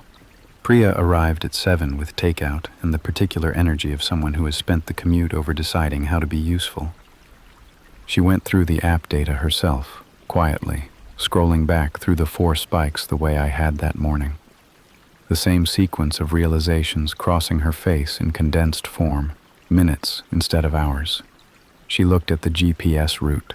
She looked at the end point on the embankment. She handed the phone back without saying anything immediately, which was how I knew she was taking it seriously. "Have you slept since you found out?" she asked. I hadn't. The idea of sleep had acquired a quality it hadn't had before. Not frightening exactly, but newly complicated. The way a familiar room looks different after the lights go out and you know something is in it. I'd spent the afternoon at my desk and come home and moved around my apartment without settling, touching things and putting them down, unable to locate the normal rhythm of an evening. "We're going to the embankment tomorrow," Priya said. "In the daylight, both of us." I'd been going to suggest it myself and was relieved not to have to. We went the following morning, a Saturday, the sky bright and cold, the October light flat and white and shadowless. Priya wore actual boots, which made me feel retrospectively foolish about my choices the previous day. We went through the fence gap side by side, and I showed her the footprints, shallower now from the overnight rain, but still legible in the compressed mud. She photographed them on her phone without comment. Then we looked at the embankment. In daylight it was less imposing than my imagination had made it. Just a steep gravel slope, the old rail ties weathered to gray at the top, the whole structure overgrown and abandoned in the specific way of infrastructure that has outlived its purpose. Priya went up first, picking her way carefully on the loose stone, and I followed. The top of the embankment was a single-track rail line, running north to south, the rails still in place and rust-red, the wooden sleepers between them rotted to varying degrees. The corridor stretched in both directions, through stands of tall grass and small, self-seated trees. The city on either side invisible behind the vegetation, a strange slice of compressed wilderness running through the middle of an urban neighborhood. It had the quality of a place that exists in the gaps, not quite nature, not quite ruin, not quite anything. We turned south. The GPS endpoint had been at the base of the embankment below us, which meant whatever I'd been going to was accessible from ground level, but we walked to the top of the embankment anyway because the view was better and the ground firmer, and I wanted to understand the geography. 50 meters south, the rail line crossed a small access road below on a low bridge. More of a culvert, really, the road passing under the raised embankment through an arched opening barely wide enough for a vehicle. On the wall of the culvert, visible from the embankment above, someone had chalked or spray-painted something at some point, weathered now to near illegibility. Priya stopped. I stopped beside her. It was a name. Not spray-painted in the tag style of graffiti, just written in plain block letters, the hand of it careful and deliberate. A woman's name I didn't recognize. Below it, a date. And below that, 3 words I had to lean forward to read through the weathering. She came back. We stood on the embankment in the flat October light and looked at it without speaking. I was aware of my own breathing, of the cold air moving through the tall grass, of the distant sound of the city beyond the vegetation that felt suddenly very far away. "When's the date?" Priya asked quietly. I told her. 11 years ago. She took a photograph. I took a photograph. We looked at each other and then back at the writing, and I thought about 4 nights of walking to this place in the dark, barefoot over a mile each way, with no conscious knowledge of going, and no conscious memory of arriving, and no explanation for what it was that my sleeping body had been navigating toward with such reliable, specific directness. I thought about the name, the woman I didn't know, whose name someone had written on the wall of a culvert 11 years ago, beneath a rail corridor in a neighborhood that had been something different then. She came back. I didn't know what it meant. I want to be clear about that. I didn't then, and I still don't now, not entirely, and I'm aware that what I'm about to tell you could be assigned to coincidence by a person with a stronger commitment to the rational than I currently maintain. but Priya and I climbed back down the embankment and walked back through the fence gap and stood on the sidewalk in the ordinary Saturday morning of my neighborhood, and I looked at the GPS endpoint on my phone one more time. The blue line ended approximately 12 meters from the culvert wall. "I want to know who she was," I said. Priya already had her phone out. "We found her in 40 minutes. A local news archive from 11 years ago. A brief item, the kind of short procedural report that gets published when the details are still sparse and the outcome is still unresolved. A woman in her early 30s. She had lived 2 blocks from my apartment. She had been reported missing by her roommate in October of that year, having not come home from an evening walk. She had been found 3 days later. The article was careful with its language, the kind of careful that exists in journalism when the subject is still alive, but the condition is serious. Disoriented and dehydrated near the rail corridor, unable to account for the intervening days. She had recovered, the brief follow-up item said. She had moved away from the neighborhood within the month.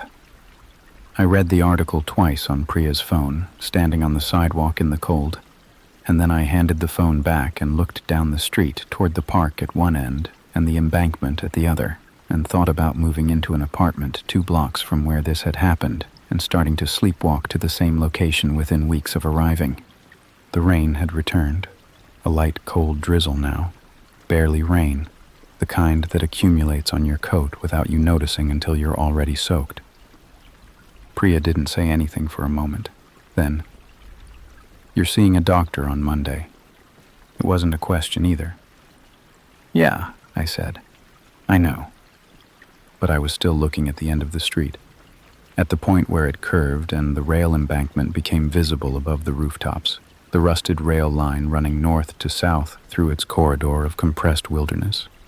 I was thinking about what she came back meant, whether it meant she had returned to a place she'd gone voluntarily, or whether it meant something had brought her back to it, and whether whatever that was had been waiting there for 11 years. Doing the same math I'd already done to this story, I was beginning to understand it wasn't either of those things entirely. It was both. I need to tell you what the doctor said and what the doctor didn't say, because both halves of that matter. I went Monday morning, the way Priya had not asked me to. My GP was a measured, patient man named Dr. Okafor, who had been my physician for 4 years, and who I trusted precisely because he never performed certainty he didn't have. I told him everything, the data, the routes, the footprints, the 4 episodes the app had retained, and the unknown number before that. He listened without interrupting, which was one of the things I valued about him. When I finished, he asked about stress, about sleep quality prior to the first episode, about any recent changes to my environment or routine. Then he asked whether I had a family history of parasomnias. My mother. The phase around age 7 that she'd mentioned once and never brought up again. I told him. He ordered a sleep study, standard procedure for adult-onset sleepwalking, particularly where the behavior was complex and destination-specific. Those were his words, complex and destination-specific. The clinical language for a body that navigated over a mile of unfamiliar nighttime terrain to the same location 4 times with apparent intentionality. He was careful not to use the word intentionality. He said directed movement pattern instead, which meant the same thing in a register he felt more comfortable with. He also referred me to a neurologist. For thoroughness, he said. The combination of adult onset, no obvious precipitating stressor, and directional consistency warranted a broader workup. He said this calmly, and I received it calmly, and it was only when I was in the elevator going down that the full weight of neurologist arrived, and I stood in the mirrored box of it with my hands in my coat pockets and breathed for 4 floors. The sleep study was scheduled for 3 weeks out, 3 weeks during which, by the reasonable logic of anyone who knew what I knew, I should not have been sleeping alone in a ground-floor apartment with a back door I was apparently capable of unlocking in my sleep, and a disused rail corridor 6/10 of a mile away that my unconscious had demonstrated it could navigate in the dark without waking me. I moved in with Priya for 2 weeks. She had a 2nd bedroom and a 3rd-floor apartment and a front door that required both a key fob and a code, and the practical difficulty of sleepwalking out of it and navigating to the rail corridor from her neighborhood, which was 20 minutes away by car, seemed sufficient to interrupt whatever pattern had established itself. She didn't frame it as protection. She framed it as convenience. Her words were that it would save me the commute to her place for dinner, which was where I'd been spending most evenings anyway. And I accepted the framing because it let me pack a bag and move without having to say out loud what I was afraid might happen if I stayed. What I was afraid of was the fifth night. I didn't say it to Priya. I'd barely said it to myself in direct language. But the arithmetic of it was sitting in the background of every waking hour. 4 documented episodes, each one a mile and a third in the dark, each one ending at the same point below the culvert wall where someone had written a name and a date, and she came back in careful block letters 11 years ago. 4 times I'd gone there and returned. 4 times I'd woken up in my bed with dirty feet and no memory and an unlocked door. The 5th time was what I kept thinking about. Whether there was something accumulative about it, something building in the repetition, whether 4 returns to a place was a preparation for something the 5th visit would complete or confirm or fail to come back from. I knew how that sounded. I was aware of how far outside the clinical framework it sat, how far outside any framework a rational person would comfortably occupy. Dr. Okafor would have had a precise and reasonable thing to say about magical thinking and the brain's pattern-seeking tendencies under conditions of stress and uncertainty. I knew the response before he gave it. I was still thinking about the 5th night. Priya's apartment was quiet and high, and the front door was genuinely difficult, and I slept there for 12 nights without any spike in the data. The Fitbit graph for those 12 nights was flat and ordinary, the unremarkable sleep trace of a person at rest. I checked it every morning with the careful attention of someone monitoring a vital sign, and every morning it told me nothing had happened, and every morning I felt the specific mixed relief of a person who is glad and also not entirely sure what the gladness means. The neurologist appointment was on a Thursday. A woman named Dr. Vasquez, thorough and specific, who had clearly reviewed Dr. Okafor's notes before I came in and asked questions that built on, rather than repeated, what I'd already told him. She ordered an MRI and an EEG, both routine, both aimed at ruling out the structural and electrical explanations that needed ruling out before the conversation could move to the behavioral and environmental ones. She said the directed movement pattern was unusual, but not without precedent. There were documented cases of complex sleepwalking with goal-directed behavior, where the sleeping brain appeared to be executing something closer to intention than disorientation. She asked if there was any reason, conscious or otherwise, that I might associate the rail corridor with something meaningful. I told her about the article. The woman found there 11 years ago, the writing on the culvert wall. She was quiet for a moment. Not the quiet of skepticism, more the quiet of a clinician recalibrating the map of a case. She wrote something in her notes.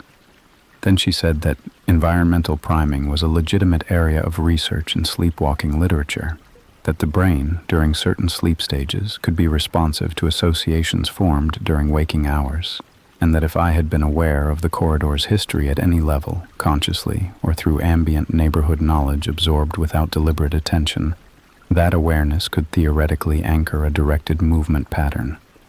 Could, theoretically. She was careful with those words. I thought about moving into the apartment. The neighbor I'd spoken to briefly the first week, who had mentioned the old rail line in passing while explaining the neighborhood.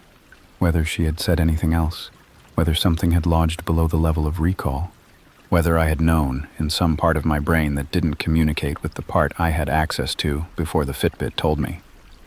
I drove back to Priya's apartment in the rain, a proper rain this time, the October kind that comes in off the lake and commits to itself, and sat in the car in the parking garage for a few minutes before going in.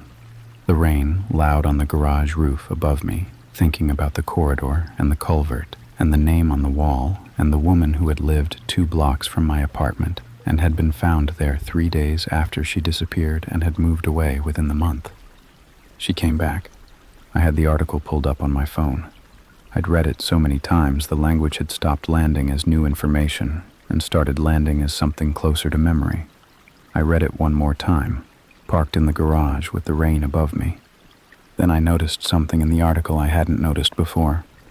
The woman's first name. It was Lee. I want to be precise about what happened after that and what didn't, because the temptation in a story like this is to let the ending carry more weight than the evidence supports, to let coincidence bloom into something conclusive. I'm going to resist that. Partly because it wouldn't be honest, and partly because the honest version is strange enough without embellishment. I found her. That's the first thing. It took Priya 3 days and a degree of online research determination that I found both impressive and slightly alarming. The article had given us her first name and enough neighborhood-specific detail that, combined with the date and a narrow search radius, Priya located a social media profile that matched. A woman in her mid-40s now, living in a city 400 miles away. The profile sparse and infrequently updated in the way of someone who uses the platform reluctantly and mostly to stay connected to people from an earlier chapter of their life. I stared at the profile for a long time. At the face in the photo. A woman who had stood somewhere near the base of that embankment 11 years ago, who had been found 3 days after she disappeared, who had moved away from the neighborhood within the month, who shared my first name, which might mean nothing, which almost certainly meant nothing, which I nonetheless could not stop thinking about. I sent her a message. I labored over it for 2 evenings, trying to find the version that communicated what I needed to communicate without sounding like someone whose grip on things had loosened. I told her I had recently moved to the neighborhood. I told her about the sleepwalking and the GPS data and the corridor and the culvert wall. I told her about the article. I told her my name at the end, which felt like the only honest place to put it, and sent it before I could revise it a 4th time. She responded 9 days later. Her message was shorter than mine. She said she hadn't thought about that neighborhood in years and preferred not to. She said she didn't know what had happened to her in those 3 days, and that she'd spent a significant amount of time and money on professionals who also couldn't tell her, and that at some point she'd made the decision to stop trying to know and to simply put distance between herself and the not knowing. She said she was sorry she couldn't be more helpful. She said she hoped I moved. Then, at the very end of the message, 2 sentences she'd added after what felt like a paragraph break in the composition. The kind of thing you add and then decide not to remove, even though part of you wants to. I never went back to the corridor, but I dreamed about it for 3 years after I left. Always the same dream, standing at the base of the embankment and knowing something at the top of it was waiting for me to climb. I read those 2 sentences, those 3, technically, standing in Priya's kitchen at 7 in the morning with my coffee, and I felt the specific vertigo of a person whose understanding of a situation has just shifted under them without moving an inch. She had dreamed about climbing. I had walked there. I've thought about the distance between those 2 things many times since then, and I'm no closer to understanding what it measures. Whether it represents a difference in susceptibility or proximity or something less nameable. Whether the 2.5 blocks between her building and mine, 11 years apart, is a meaningful variable or a coincidence that I've given too much weight to, because the human mind is a pattern-finding instrument operating in conditions that don't always have patterns. The sleep study results, when they came back 6 weeks later, showed elevated arousal activity during slow-wave sleep, the technical substrate of sleepwalking, the stage where the brain can execute complex motor behavior while the conscious mind is fully offline. Not a structural abnormality, not a neurological flag, just a propensity. Something the brain was doing that it shouldn't, and that could be managed with behavioral intervention and, if necessary, medication. Dr. Vasquez was measured and thorough and gave me a treatment plan that I followed, and the nighttime activity stopped. The data went flat. The back door stayed locked. I moved out of Priya's and back to my own apartment at the end of November. Ground floor, east side of the city. The park at one end of the street and the rail corridor at the other. People asked why I didn't just find somewhere else, and the answer was partly stubbornness and partly something I found harder to articulate. A feeling that leaving would mean conceding that the apartment was the problem, that the place itself had done something to me. And I didn't believe that. What I believed was that something in me had responded to something in the environment. that the responding was medical and explicable and was now being managed, and that I was going to sleep in my own bed in my own apartment and trust that the treatment plan was doing what it was designed to do. I trusted it, mostly, completely, on the good nights. I still check the Fitbit data every morning. It's become the first thing I do, before coffee, before my phone. Open the app and look at the sleep graph and confirm the flat, unbroken line of a night that stayed where it was supposed to stay. A routine that I know, intellectually, is a form of managed anxiety rather than a practical necessity. The episodes stopped 11 months ago. The data has been flat for 11 months. At some point, I'll stop checking every morning. I haven't stopped yet. The rail corridor is still there. I can see the top of the embankment from my kitchen window on the days the leaves are down. A gray line of infrastructure running north to south through its strip of compressed wilderness, ordinary and weathered and sitting at the edge of the neighborhood's geography, the way disused things sit, quietly, belonging to a past that the present has mostly stopped paying attention to. I've walked past the fence gap a few times, never through it. That's a line I drew for myself in November and have maintained without much internal conflict, which tells me the part of me that wants to go back is either quiet enough or managed enough that it isn't pressing. I'm content with that. The gap between wanting to know and needing to know is something I've gotten more comfortable living in. What I think about most, more than the corridor, more than the other Lee, more than the 3 days she lost and the years she spent in that dream, is the dirt. Those first few mornings before I knew anything, before the GPS data and the footprints and the culvert wall. Waking up and looking at my own feet and sitting with the simple, specific evidence of a body that had gone somewhere without me. The intimacy of it and the strangeness and the way the mind reaches immediately for the reassuring explanation before it's willing to consider the alternative. I found the alternative. I followed it to the end of what could be known and stopped where knowing stopped. The data is flat. The back door is locked. The embankment is still there at the end of my street. The rust-red rails running north to south through the October dark, waiting with the patience of something that has already waited 11 years and does not experience the waiting the way we do. I check the app every morning. So far, every morning, the line holds. I keep waking up with bruises I can't explain. My doctor said they're consistent with being grabbed. My doctor has a face that doesn't give things away easily. 20 years of practice will do that. Will train the muscles around the eyes and mouth into a professional stillness that patients read as calm, and that is actually something more disciplined than calm. Neutral, carefully withheld. I had been her patient for 6 years, and I knew the difference between her listening face and her concerned face and the third face, the one I had only seen twice before, which was the one she used when she was deciding how to say something she didn't want to say. She was wearing that third face when she looked up from my arm. "How many times has this happened?" she asked.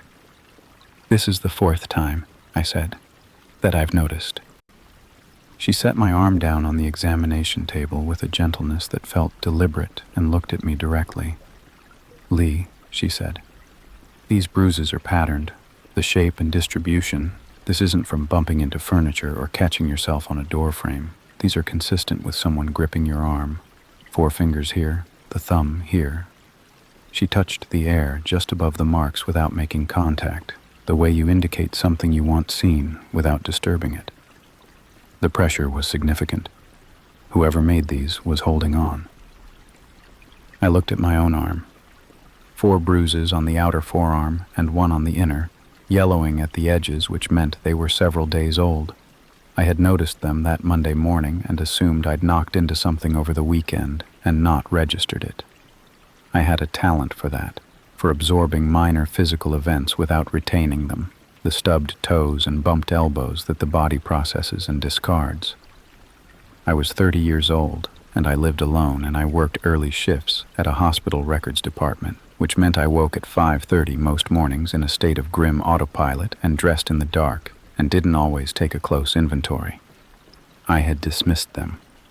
the way I had dismissed the ones 3 weeks before that, on my hip. A wide, deep bruise I'd found in the shower and attributed to the corner of my desk, which was at approximately the right height and which I walked past closely enough that it seemed plausible. The ones before that, on my shoulder, I had attributed to sleeping badly, to the awkward angles of a restless night. The first ones, on my calf, I had attributed to nothing at all. Noticed them, noted them, forgotten them. 4 times that I had noticed.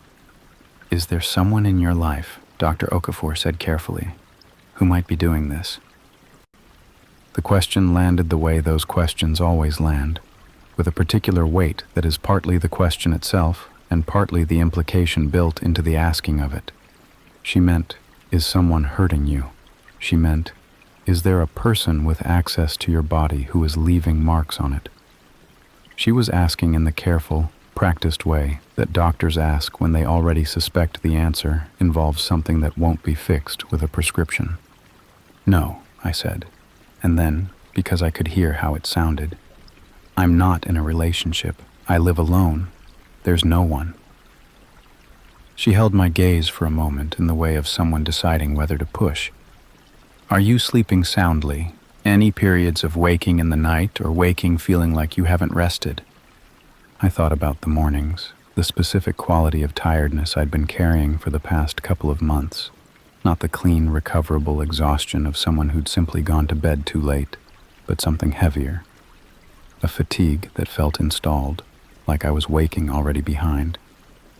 I had attributed it to the early shifts, to the tail end of a stressful quarter at work, to being 30 and finally understanding why people in their 30s complained about their 30s. "Some," I said. She made a note. "I want to refer you to a sleep specialist, and I want to see you back in 2 weeks. In the meantime." She chose her next words with care. "I want you to take photographs of any new bruising. Document the date and time. And I want you to think carefully about whether anyone has access to your home that you might not have fully accounted for." I drove home from that appointment the long way without meaning to, taking turns on autopilot while my brain worked at something it couldn't get its teeth into. The radio was on, and I couldn't have told you what was playing. The afternoon was doing something with the low November light that made everything look slightly overexposed, the streets too bright and the shadows too sharp. Anyone with access to your home. My apartment was on the ground floor of a building that had once been a house and been converted sometime in the 80s into 4 units. Mine was the garden level, a polite word for slightly below street, with windows that sat at the top of the exterior walls and looked out at the feet of passers-by on the sidewalk above. I had taken it because the rent was reasonable and the rooms were large, and there was a small private patio off the kitchen that got afternoon sun in the summer and that I had used exactly twice before the season turned. I had a front door with a deadbolt and a chain. I had a back door to the patio with a deadbolt and a sliding bar I dropped into the track every night before bed. I had windows that latched, that I checked when I remembered to, that I was fairly certain were secure. Fairly certain. That had been enough. That had been fine. I pulled into my parking spot behind the building and sat in the car and looked at the back door of my apartment and thought about all the times I had closed my eyes inside it and trusted the locks to hold the world away. Then I went inside and stood in the kitchen and looked at the sliding bar across the back door. It was in the track, exactly where I left it. I stood there for a long time trying to feel reassured.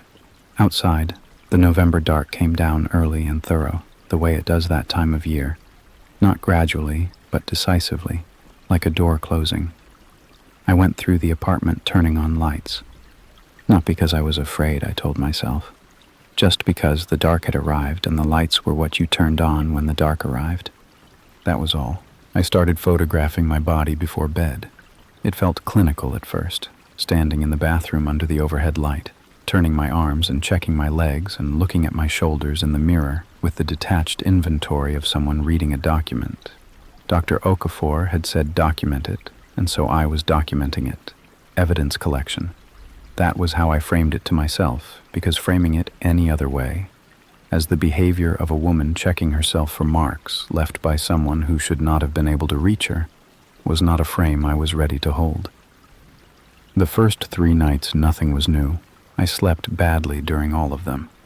Not dramatically, not with the sudden waking and pounding heart of nightmare, just the shallow, fragmented sleep of someone whose body had decided rest wasn't safe anymore without consulting the brain about it. I surfaced at 2, at 3, at 4, lying in the particular dark of a garden-level apartment where the streetlight came in at a flat, low angle through the high windows and striped the ceiling in pale orange bars. I would lie there and listen to the building and tell myself the sounds were the sounds of a building and eventually drift back under into something that wasn't quite sleep and wasn't quite wakefulness. On the 4th morning, I found a bruise on my wrist, a single mark, inner wrist, the thin-skinned place where the veins run close to the surface, small, the size of a thumbprint. The edges were still deep red, which meant recent, new since the previous night's photographs, which had shown nothing. I sat on the edge of the bathtub and looked at it for a long time. Then I took my phone out and photographed it and texted the image to Dr. Okafor's patient portal with the date, time, and the note. Appeared overnight, not present in last night's photos, approximately thumbprint-sized, inner right wrist. She responded within 2 hours. She wanted to see me that week. In the meantime, I did what any person with a smartphone and a spiral of unresolved anxiety does. I researched. I sat at my kitchen table with my coffee going cold and read about sleep bruising, about coagulation disorders, about the medical conditions that could cause a person to bruise without trauma. There were several: platelet issues, vitamin deficiencies, certain medications thinning the blood. I made a list of possibilities and held it in front of the thumbprint on my wrist and tried to make it fit. The location was the problem. A bruise from a coagulation issue appeared without patterning, without the specific directionality of pressure applied from outside. Dr. Okafor had been clear about that. The bruises on my arm had been patterned. 4 fingers, a thumb, grip force significant. This new one was in a place a thumb lands when a hand closes around a wrist. I closed my laptop. My friend Dominic called that evening, the way he did every week or two, checking in, the comfortable rhythm of a 12-year friendship. He had a way of asking how things were going that made it genuinely hard to say fine when things weren't, something in his voice that opened a door instead of asking you to knock on it. I told him about the bruises, about Dr. Okafor, about the photographs and the 4th morning and the wrist. He was quiet in a focused way. "Is your landlord the only person with a key?" he asked. "Yes. And me." "What about before you moved in? Did they rekey the locks?" I opened my mouth and closed it. I had never asked. It had never occurred to me to ask. The apartment had been vacant for 2 months before I took it. I'd seen it in October and moved in December, and I had simply assumed, with the easy, unconscious trust of someone who had never had a reason not to, that the previous tenant's key was no longer a working key. That was how it worked. That was the process. "I don't know," I said. Dominic's voice was careful. "I'm not trying to scare you.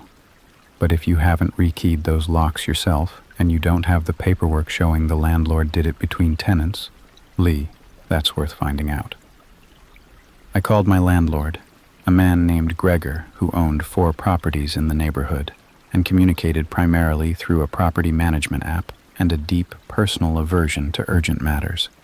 He took 2 days to respond. When he did, he wrote that the locks were standard building locks and had not been changed at turnover, but that he could arrange a rekey if I had concerns. Had not been changed at turnover. I read that line 3 times. Somewhere, in the world outside my apartment, a key existed that opened my front door. It had been cut for whoever lived there before me, and it was still in circulation, still in some unknown pocket or drawer or key ring, still fully functional, and neither Gregor nor anyone in his management process had thought to address that. The rekeying happened Thursday. A locksmith Gregor sent, a man of few words who replaced both deadbolts in under an hour and handed me 2 new keys and a receipt. I watched him work with the focused attention of someone learning a skill they wish they'd needed earlier. New lock, new keys, no circulation. That was done. What could not be done was undo the previous 2 months.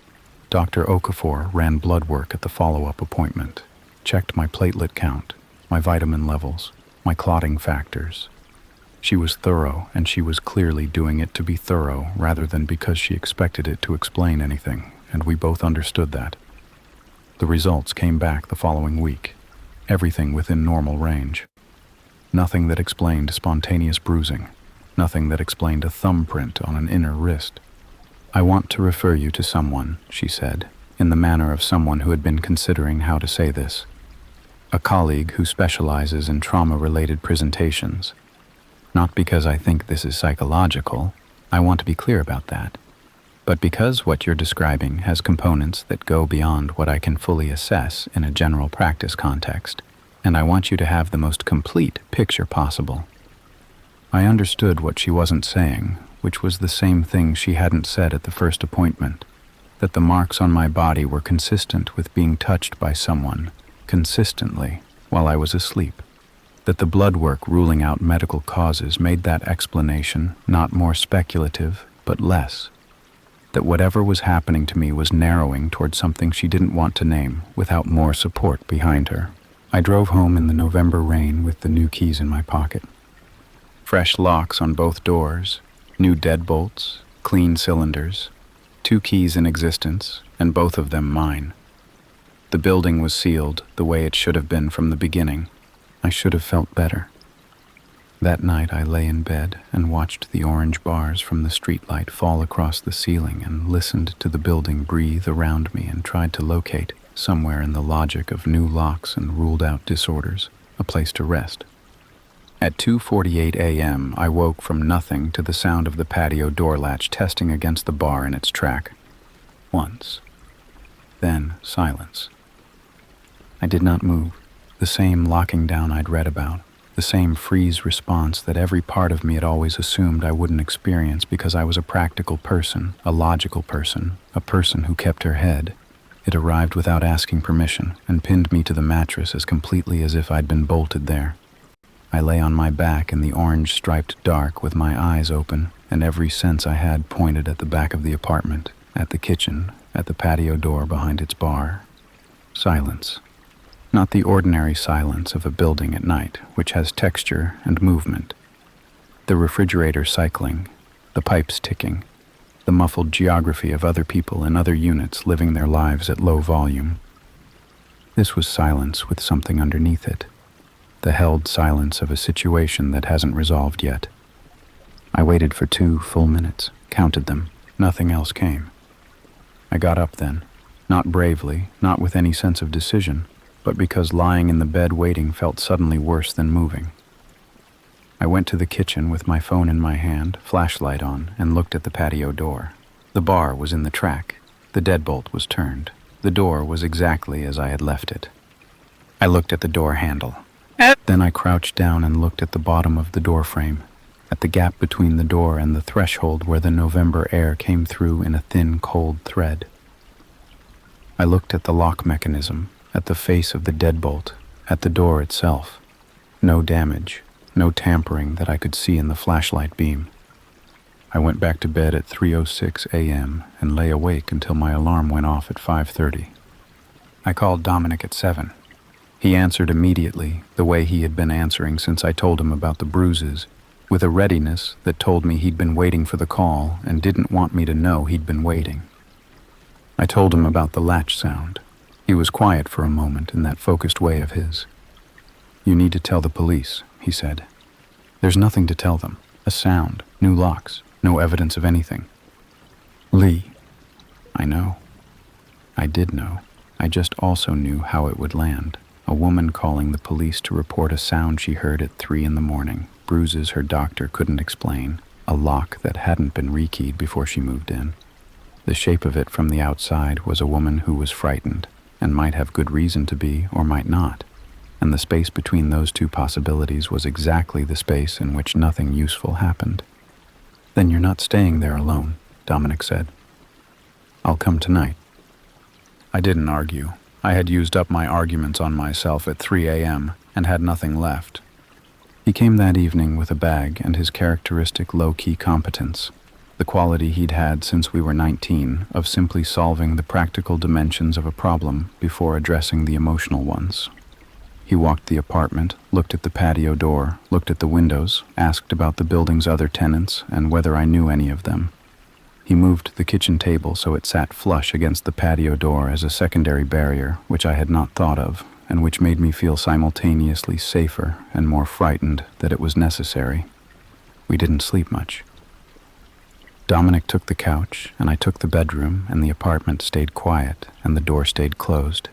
And in the morning, there were no new bruises, and I felt the specific exhaustion of someone who is braced for an impact that didn't come, which is its own kind of depletion. He stayed 3 nights. Nothing happened during those 3 nights, and when he left on the 4th morning, I was almost convinced I'd been catastrophizing. Almost. The bruise appeared 2 days after he left. Upper arm this time, the outside of the bicep, a long oval the color of a storm cloud, bilateral pressure marks on both sides consistent with something wrapping around the arm and squeezing. I stood in the bathroom in the early morning light and looked at it and felt something go very still inside me. I had photographs from the night before. The arm had been clear. I called Dr. Okafor before I called anyone else. She said to come in that afternoon. She looked at it for a long time without speaking, measured it, photographed it for the file. When she straightened up, her third face was fully in place, the one I had come to dread in the weeks since this began, and there was something else underneath it. Not alarm, because she was too practiced for alarm, but a resolution. The look of someone who has been deliberating and has reached a decision. "I want to be direct with you," she said. "I've been in contact with a colleague in emergency medicine about your case, again, anonymously. Given the new lock installation, given the ruled-out medical causes, given the pattern and location and frequency of these marks, there is a clinical opinion that what you're describing is consistent with someone accessing your space while you're asleep." She held my gaze. "That is a specific and serious situation, and it requires a specific and serious response. I want you to call the police today. I want you to ask for someone who handles stalking and harassment cases specifically. And I want you to tell them everything from the beginning, the first bruise, the lock history, the sound at the door, all of it." She handed me a piece of paper. On it she had written, in her clean, precise hand, the date of my first appointment, the dates of each bruise presentation, her clinical notes on the patterning, and the phrase, "injuries consistent with repeated forcible grip by another person." "Give them this," she said. "It's easier than explaining." I sat in the car park for a long time with that paper in my hand. The November rain had started again. The same patient, purposeful rain that had been appearing and disappearing throughout the whole of this, as if it had its own slow interest in how things developed. I read Dr. Okafor's handwriting several times over. Injuries consistent with repeated forcible grip. My apartment was a ground-floor unit with windows at sidewalk height, a patio door that opened onto an enclosed but not inaccessible back garden, a lock that had sat unchanged between tenants for an unknown number of turnovers before I moved in, for 2 months after I moved in, for however many nights it had taken whoever had a copy of that key to establish a pattern. Establish a pattern. That thought was new, and it was terrible, because if the bruises had been appearing across 2 months, at minimum, then 2 months was long enough to have a pattern. Long enough to know my schedule, my shift start time, what nights I went out and what nights I didn't, how deeply I slept, which arm was easiest to reach in the dark. I started the car. I drove to the police station. I did not go home first. The officer who took my report was named Vickers, late 40s, a tiredness around the eyes that read less like boredom and more like someone who had heard a great many things over a great many years and had learned to receive them without letting the receiving show too much. He listened to all of it in sequence, the first bruise, the dismissals, Dr. Okafor, the wrist, the lock history, the latch sound, without interrupting, which I was grateful for because I needed to get through it linearly or I would lose the thread. When I finished, I slid Dr. Okafor's handwritten note across the desk. He read it twice. The way Ellison had put down her pen, he put down his coffee cup. "You have photographs," he said. "The bruises, documented with timestamps." "Yes, in my phone, going back 6 weeks, and in Dr. Okafor's clinical record going back further." He looked at me with a directness that I found both reassuring and frightening. "Here's what I want to do. I want to send a unit to do a full security assessment of your property tonight. I also want to pull the tenancy records on your unit, previous occupants, key history, because if there's a former tenant involved, that gives us a starting point.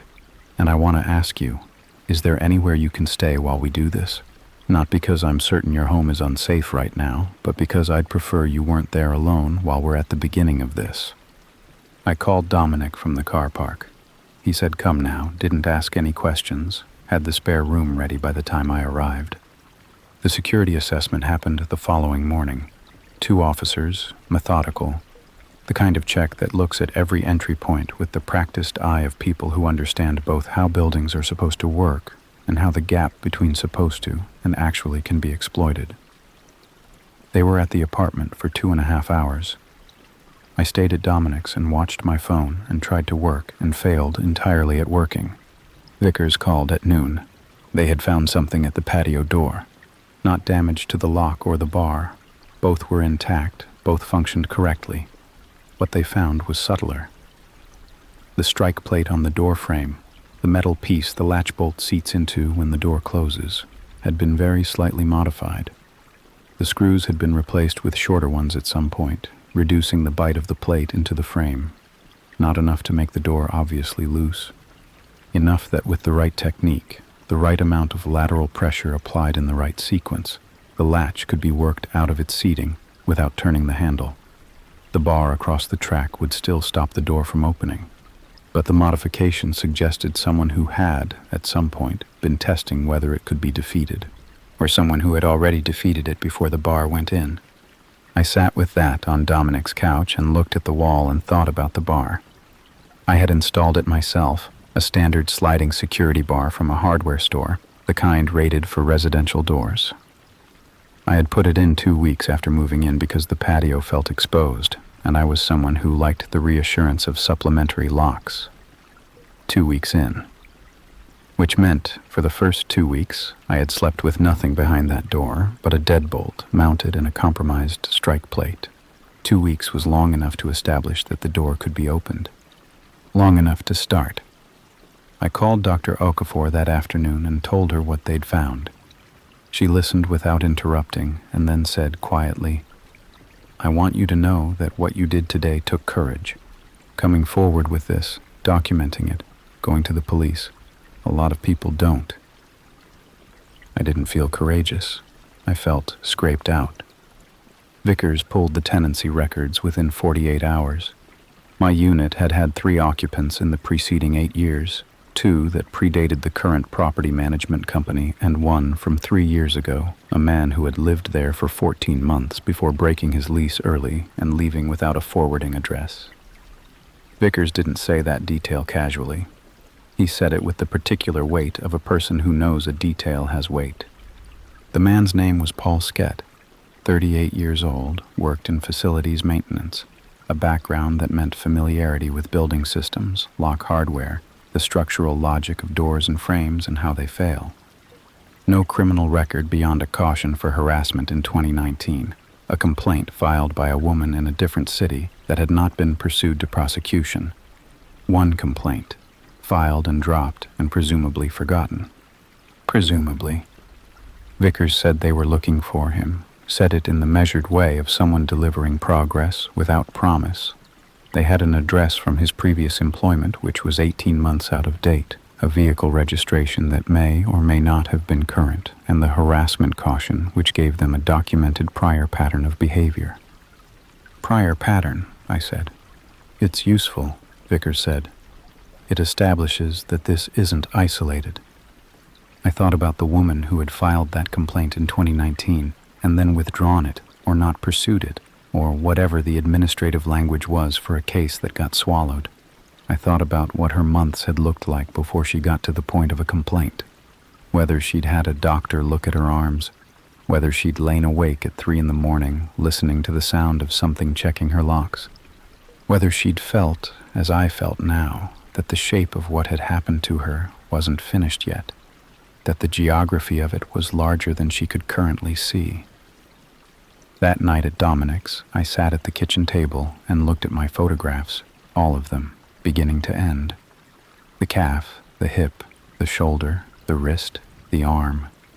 6 instances across 2 months that I had documented, and an unknown number before that I hadn't, laid out in chronological order on a screen in someone else's kitchen.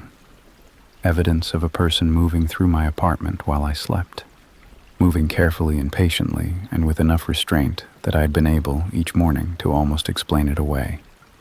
The almost was the point. I understood that now. The almost was deliberate. The bruises significant enough to register, never significant enough to be undeniable. Calibrated. The word arrived in my mind with a nausea attached to it, and I put my phone face down on the table and looked at the ceiling. Calibrated meant practice.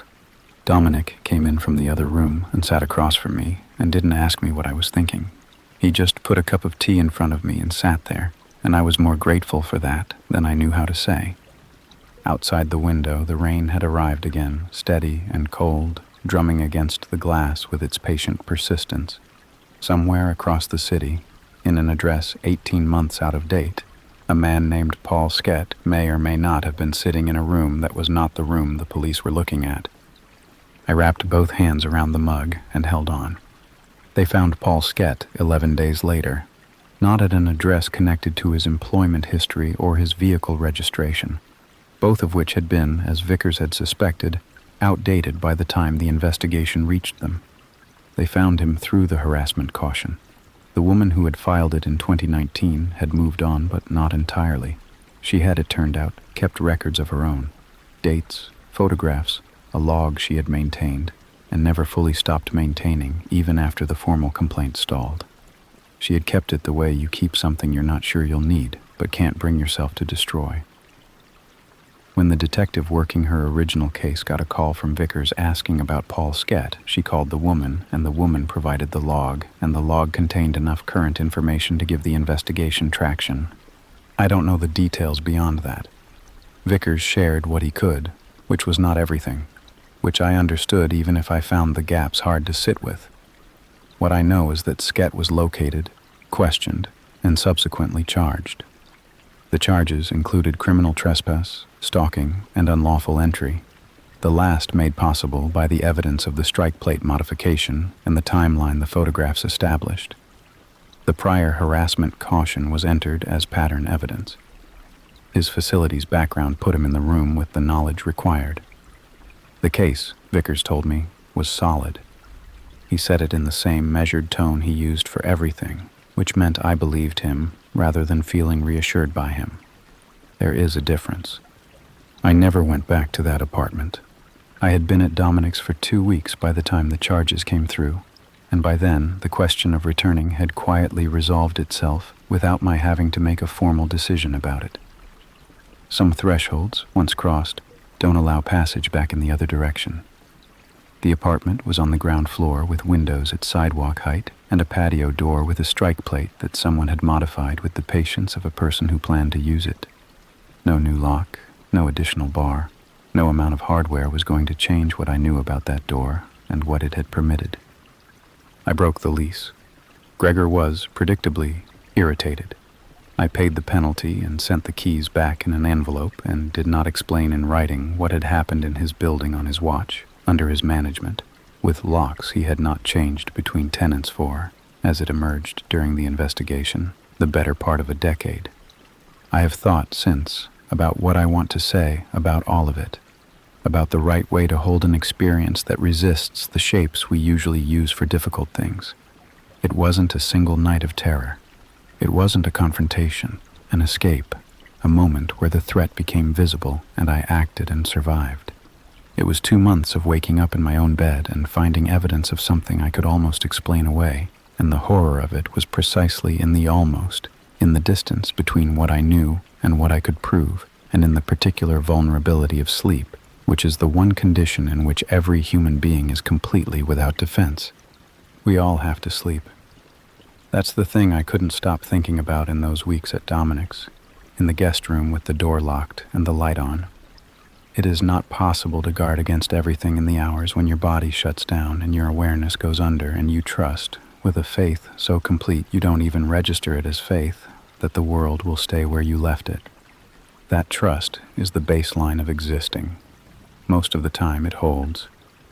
Most of the time the locks are enough, and the distance between you and harm is maintained by nothing more complicated than an ordinary door doing its ordinary job. Paul Skett understood that trust. He understood it, and he found the gap in it, and he used the gap with a precision that still makes me feel cold when I think about it too directly. I think about the woman from 2019 more than I think about most things connected to this. I think about her log, the one she kept for years after the complaint stalled, the one that turned out to matter. I have never met her, and I don't know her name, and I am more grateful to her than I know how to express, because without the information she preserved and handed over without hesitation when it was asked for, the investigation would have taken longer, might have gone differently. She had no way of knowing whether her records would ever be useful. She kept them anyway. That's not nothing. That's actually everything. The case went to trial 8 months later. I testified.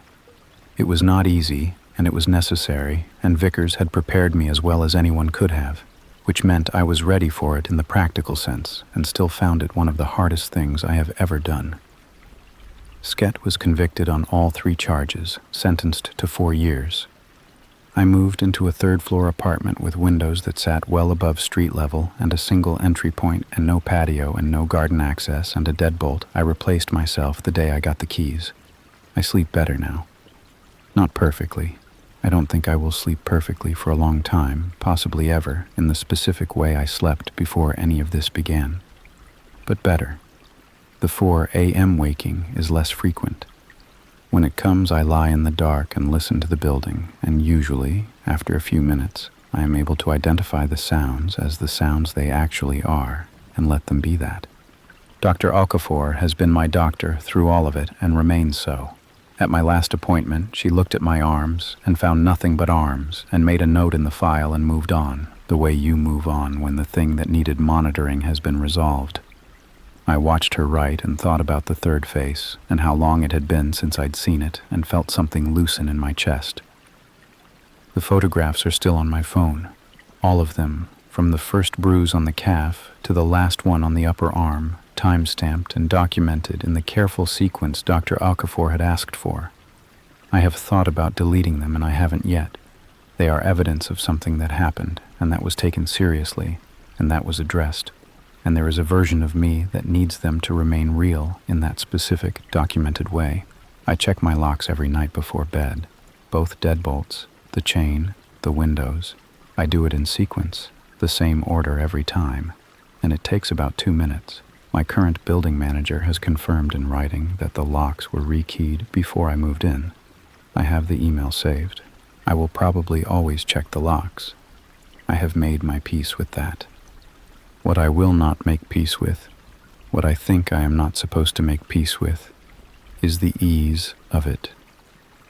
The ease with which it happened, and the ease with which it almost didn't come to light. A different doctor might have attributed the bruises to a clotting disorder and treated for that. A different friend might not have asked about the locks.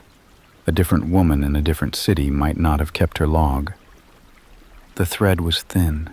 It held, but it was thin. I think about that on the nights when the 4 a.m. waking comes and I lie in the dark and listen to my building being a building, and the radiator ticks, and the rain when it comes moves against the glass on the floor above my head rather than level with it, and I breathe and count and wait for the familiar to reassert itself. It always does now. I try to hold on to that.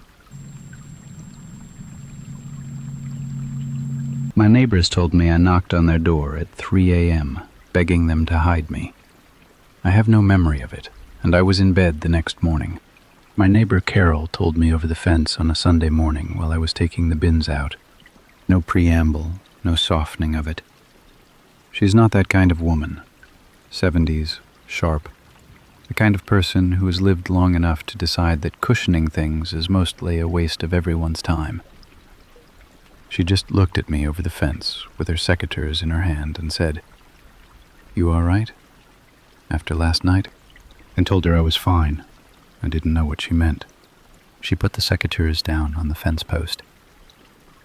"You knocked on our door at 3 a.m, she said. "You were very upset. You said someone was in your house and you needed us to hide you." A pause. "Terry let you in. You sat in our kitchen for about 20 minutes and then you just settled, went quiet. Terry offered to call the police and you said no. Then you said you were going home and you left." I stood there with the bin lid in my hand. "I don't remember any of that," I said. The look she gave me then was not skeptical. It was something more careful than skepticism. The look of someone deciding how much to say. "You weren't drunk," she said. "I want you to know that because I know how this sounds. You were stone cold sober and you were terrified. I've seen Terry frightened twice in 50 years of marriage. Last night made 3. I went back inside and sat at the kitchen table and tried to account for the previous night. Here is what I knew. I had eaten dinner alone, watched something on television that I couldn't now name, gone to bed around 11. I had woken up that morning in my own bed, in the clothes I'd put on after my shower, t-shirt, joggers, with no particular sense that anything was wrong. No headache, no unusual tiredness. The covers had been on me when I woke, loosely, the way they are when you've slept in one position most of the night. There was no version of 3 a.m. that I could locate. It wasn't there. Not as a gap, not as a blur, not as the half-dream quality that sometimes attaches to things that happen when you're half asleep. It simply wasn't there at all, which is different. The absence had a specific texture to it, like pressing on a tooth that should ache and finding nothing. I lived alone. Had done for 8 months since the relationship ended and I'd found this place. A rented terrace, mid-row, 2 bedrooms I only needed one of. A garden I hadn't done anything with yet. Carol and Terry next door. A young couple on the other side who kept polite hours and whose names I kept meaning to learn. The street was quiet, residential, unremarkable. I had chosen it specifically for being unremarkable. I had needed unremarkable badly at the time. The house felt ordinary when I walked back through it. Kitchen, living room, the hallway with the coat hooks and the mat and the 3 letters from the council that I'd been ignoring for a fortnight. I went upstairs. Bedroom. Bed unmade but slept in. The book on my nightstand open to the same page I'd been reading for 3 weeks. Bathroom.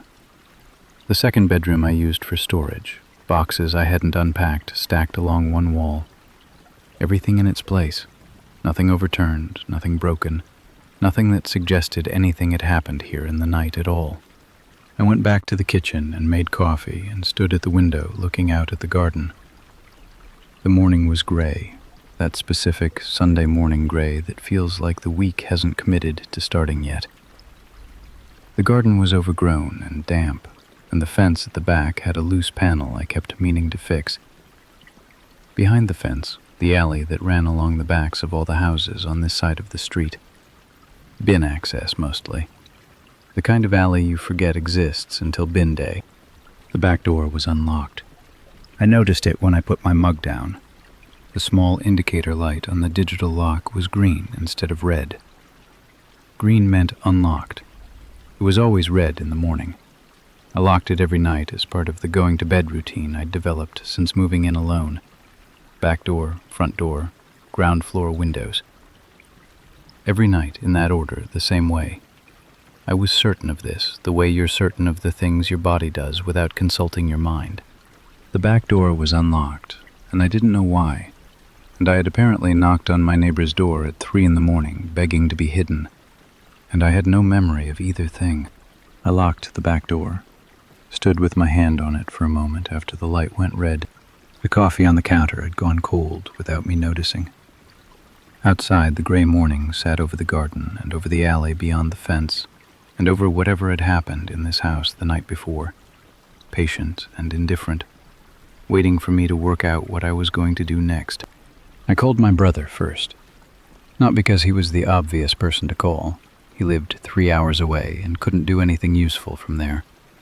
But because he was the person I trusted most to tell me the truth about myself without softening it. I told him what Carol had said and what I'd found, and he listened without interrupting, which was unusual for him. And when I finished, he asked, "Has this happened before?" I said I didn't think so. "You don't think so?" "And remember." He was quiet for a moment. "Would you?" That question sat with me for the rest of the day in a way I hadn't expected. Because the honest answer was not a clean yes. The honest answer was that I would remember the same way I'd remembered last night. Which was to say, I had woken up this morning in my own bed with no sense that anything was wrong. And the only reason I knew something was wrong was because Carol had told me. If Carol had said nothing, if Terry had not opened his door at 3 a.m, if I had simply knocked and no one had answered and I had gone back to bed and woken up the same way, I would have had no idea. None. The night would have been as absent as it was now, and I would have put it down to a good sleep and made coffee and gone on. How many nights like that had there been that I didn't know about? I called my GP surgery on Monday morning, got an appointment for Wednesday. Not urgent enough for sooner, urgent enough that the receptionist didn't put me off to the following week. I wrote down what I was going to say so I wouldn't minimize it in the room, which I knew I would do otherwise, because there is a particular pressure to seem fine in a doctor's office that I have never fully figured out how to override. In the meantime, I did what I could. I bought a baby monitor, the audio kind, cheap, from the hardware shop on the high street, and set the receiver unit in my bedroom and the transmitter unit on the landing. It felt both insufficient and slightly ridiculous, and I did it anyway. I set my phone to record overnight using the same app Instinct tells everyone to reach for when they need to catch something while they sleep.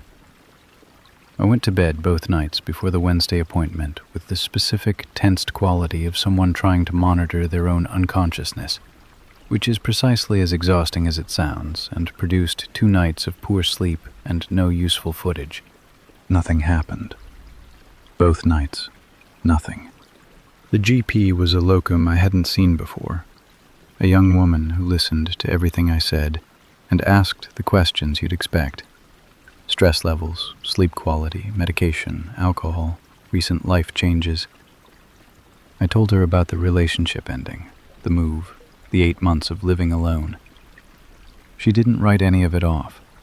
She ordered blood panels and referred me to a neurologist for an initial consultation and mentioned, carefully, that certain sleep disorders could produce complex behaviors with no conscious recall.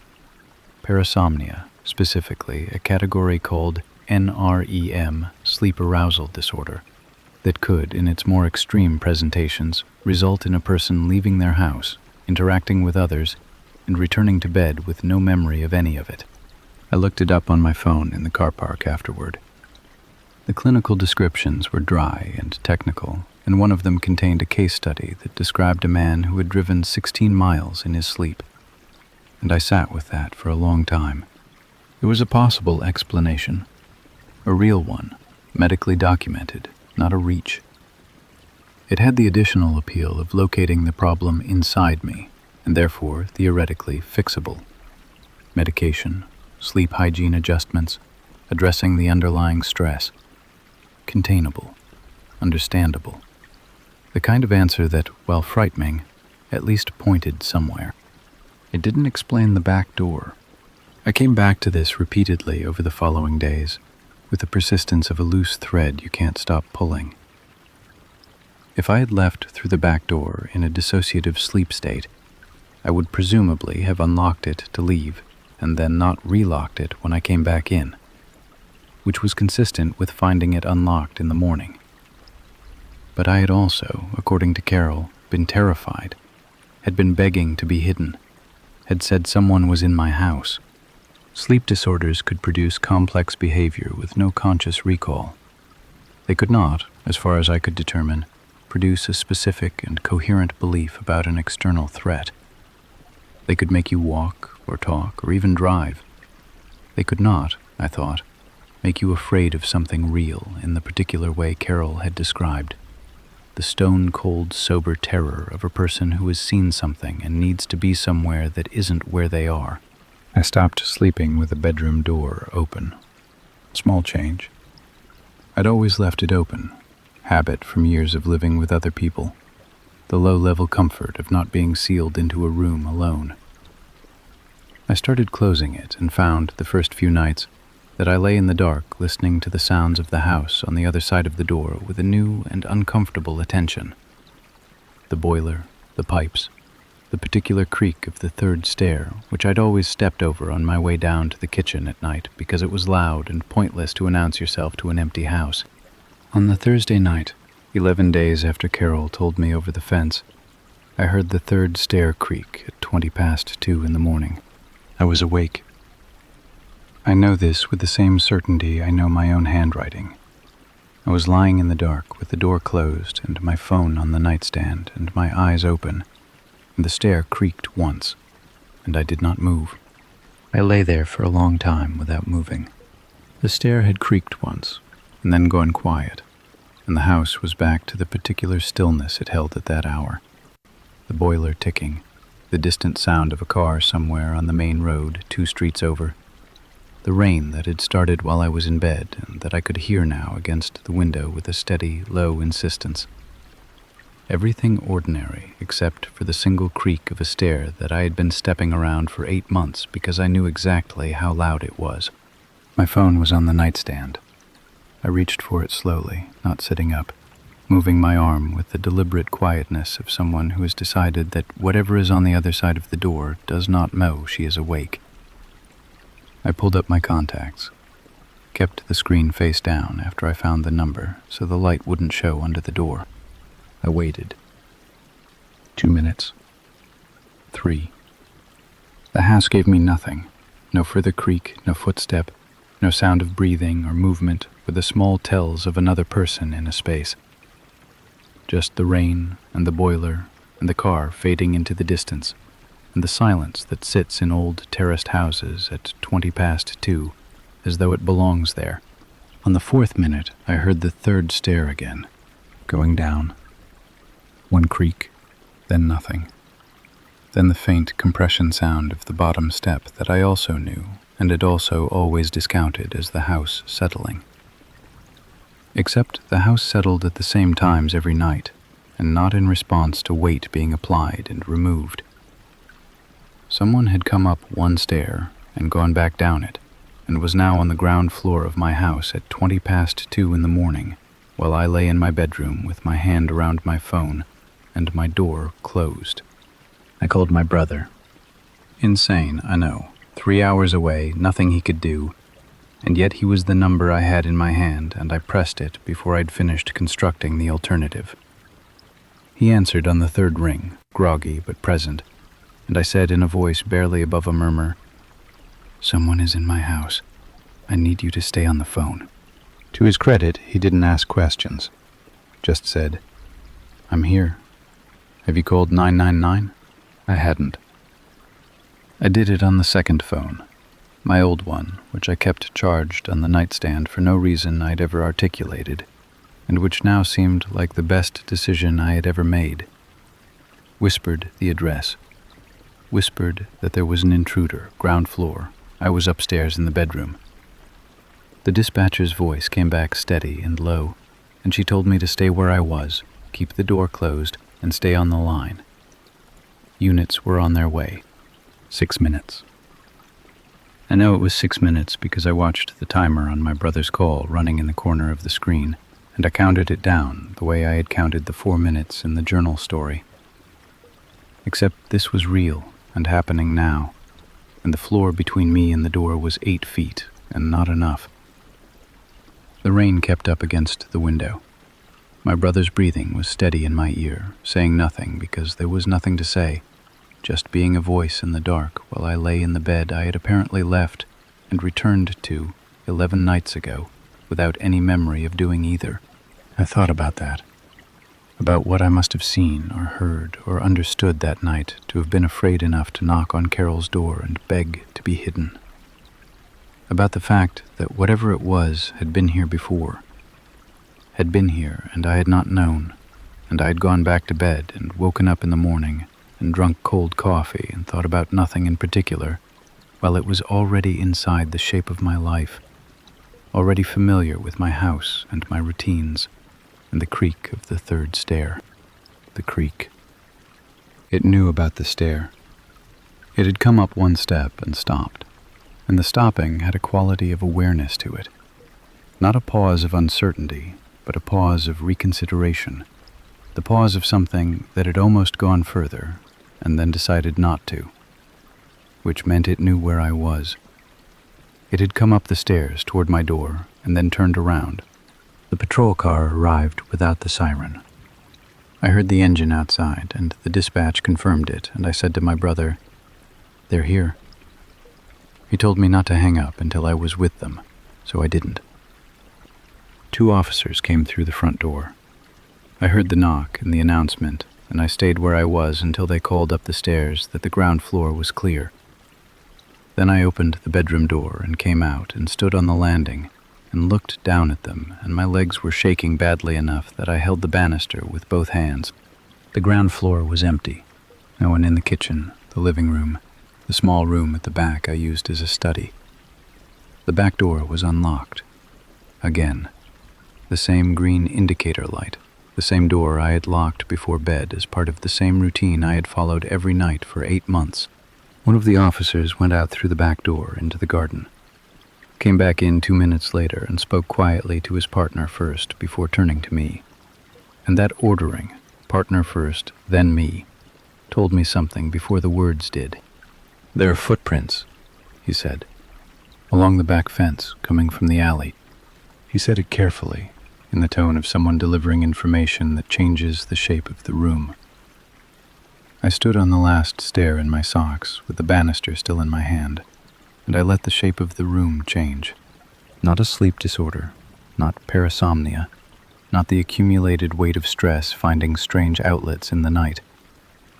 Someone had been coming in through the back. Someone had been in this house while I slept. And 11 nights ago, they had come up the stairs far enough to frighten me into a coherent and specific terror. A terror that had sent me across the dark garden and through the gate and to Carol's door at 3 in the morning, begging to be hidden. And then something had changed. Some sound or movement or moment of uncertainty. And I had gone back inside. And I had gone back to bed. And I had not remembered any of it in the morning. Because the mind does something sometimes with things that are too large to hold while you are in them. Files them somewhere deep and inaccessible. Lets you function. Lets you make coffee and stand at a gray kitchen window and look at an overgrown garden and think about almost nothing at all. I sat down on the bottom stair. The officer who had checked the garden crouched to my level and said, "Is there someone you can call to come and be with you tonight?" I thought of Carol. I thought of Terry, frightened for the 3rd time in 50 years. I looked at the back door with its green indicator light and thought about the alley behind the fence and the loose panel and all the ordinary, unremarkable things I had chosen this house for. "Yes," I said, "I can call someone." My brother arrived at 6:30 in the morning. 3 hours of driving through the dark, no traffic, showed up at my front door in the same hoodie he'd clearly been sleeping in when I called, and stood in my hallway looking at me the way older brothers look at you when they are frightened and trying not to show it. "You look fine," he said. "I know." That's almost worse. Carol came over at 7 with toast and a look on her face that told me she had not slept either. She sat at my kitchen table and listened while the detective, a man named Adeyemi, who had arrived at 6 to take over from the overnight officers, walked through what they had so far. The footprints in the garden tracked from the alley through the loose panel in the fence and across to the back door, crossing the garden in a direct line as though they had been made by someone who knew exactly where they were going. The back door lock was a standard digital keypad, not a high-security installation, the detective said in a tone that was informational rather than critical. These could be compromised in several ways, some of them requiring proximity and time, but not specialist knowledge. Someone had had proximity and time. Possibly quite a lot of both. Detective Adeyemi asked me to go through the 8 months I'd lived in the house, who had been inside, who had access or had been given access, anyone who had expressed unusual interest in the property or in me personally.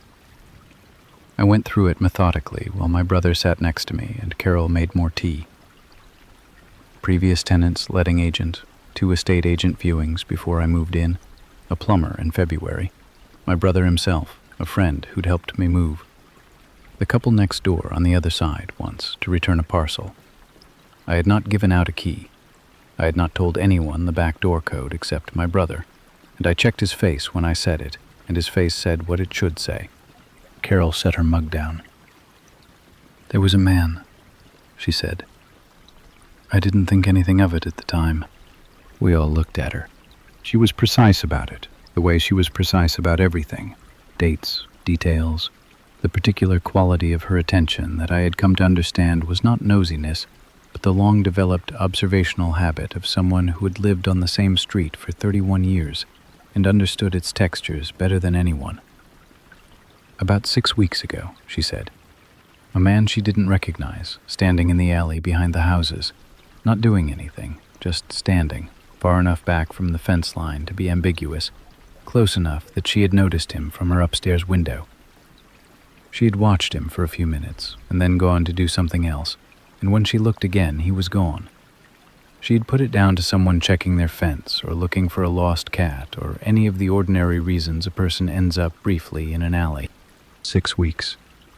The same rough window in which something had first come through that fence and into my house and up my stairs far enough to terrify me into running to her door in the middle of the night.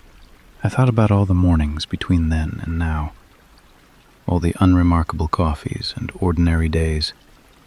All the times I had stood at the kitchen window looking at the garden and the fence and the loose panel with the specific unseeing quality of someone who has looked at the same thing so many times it has stopped registering as visible. He had been there. In the nights, in the dark, in the parts of my life that happened while I was unconscious and therefore absent from my own record of it. I had been living with a presence in my house the way you live with a slow leak, the damage accumulating somewhere you can't see while everything on the surface remains exactly as it should be. The letting agent was the thread that unraveled it. Not the current one. The previous letting agent, the company that had managed the property before the ownership changed hands 14 months ago, and who had been replaced in the transition.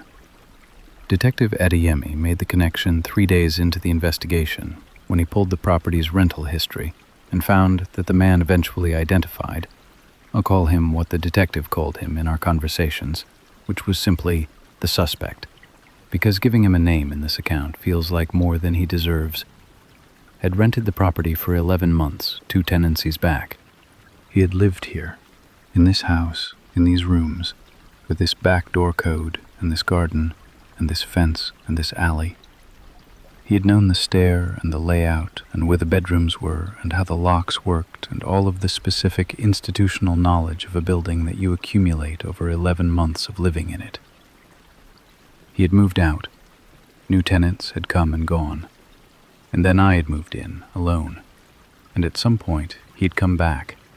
Why he came back was a question Detective Adeyemi was careful not to answer with certainty, because the honest answer was that the full picture was still assembling itself.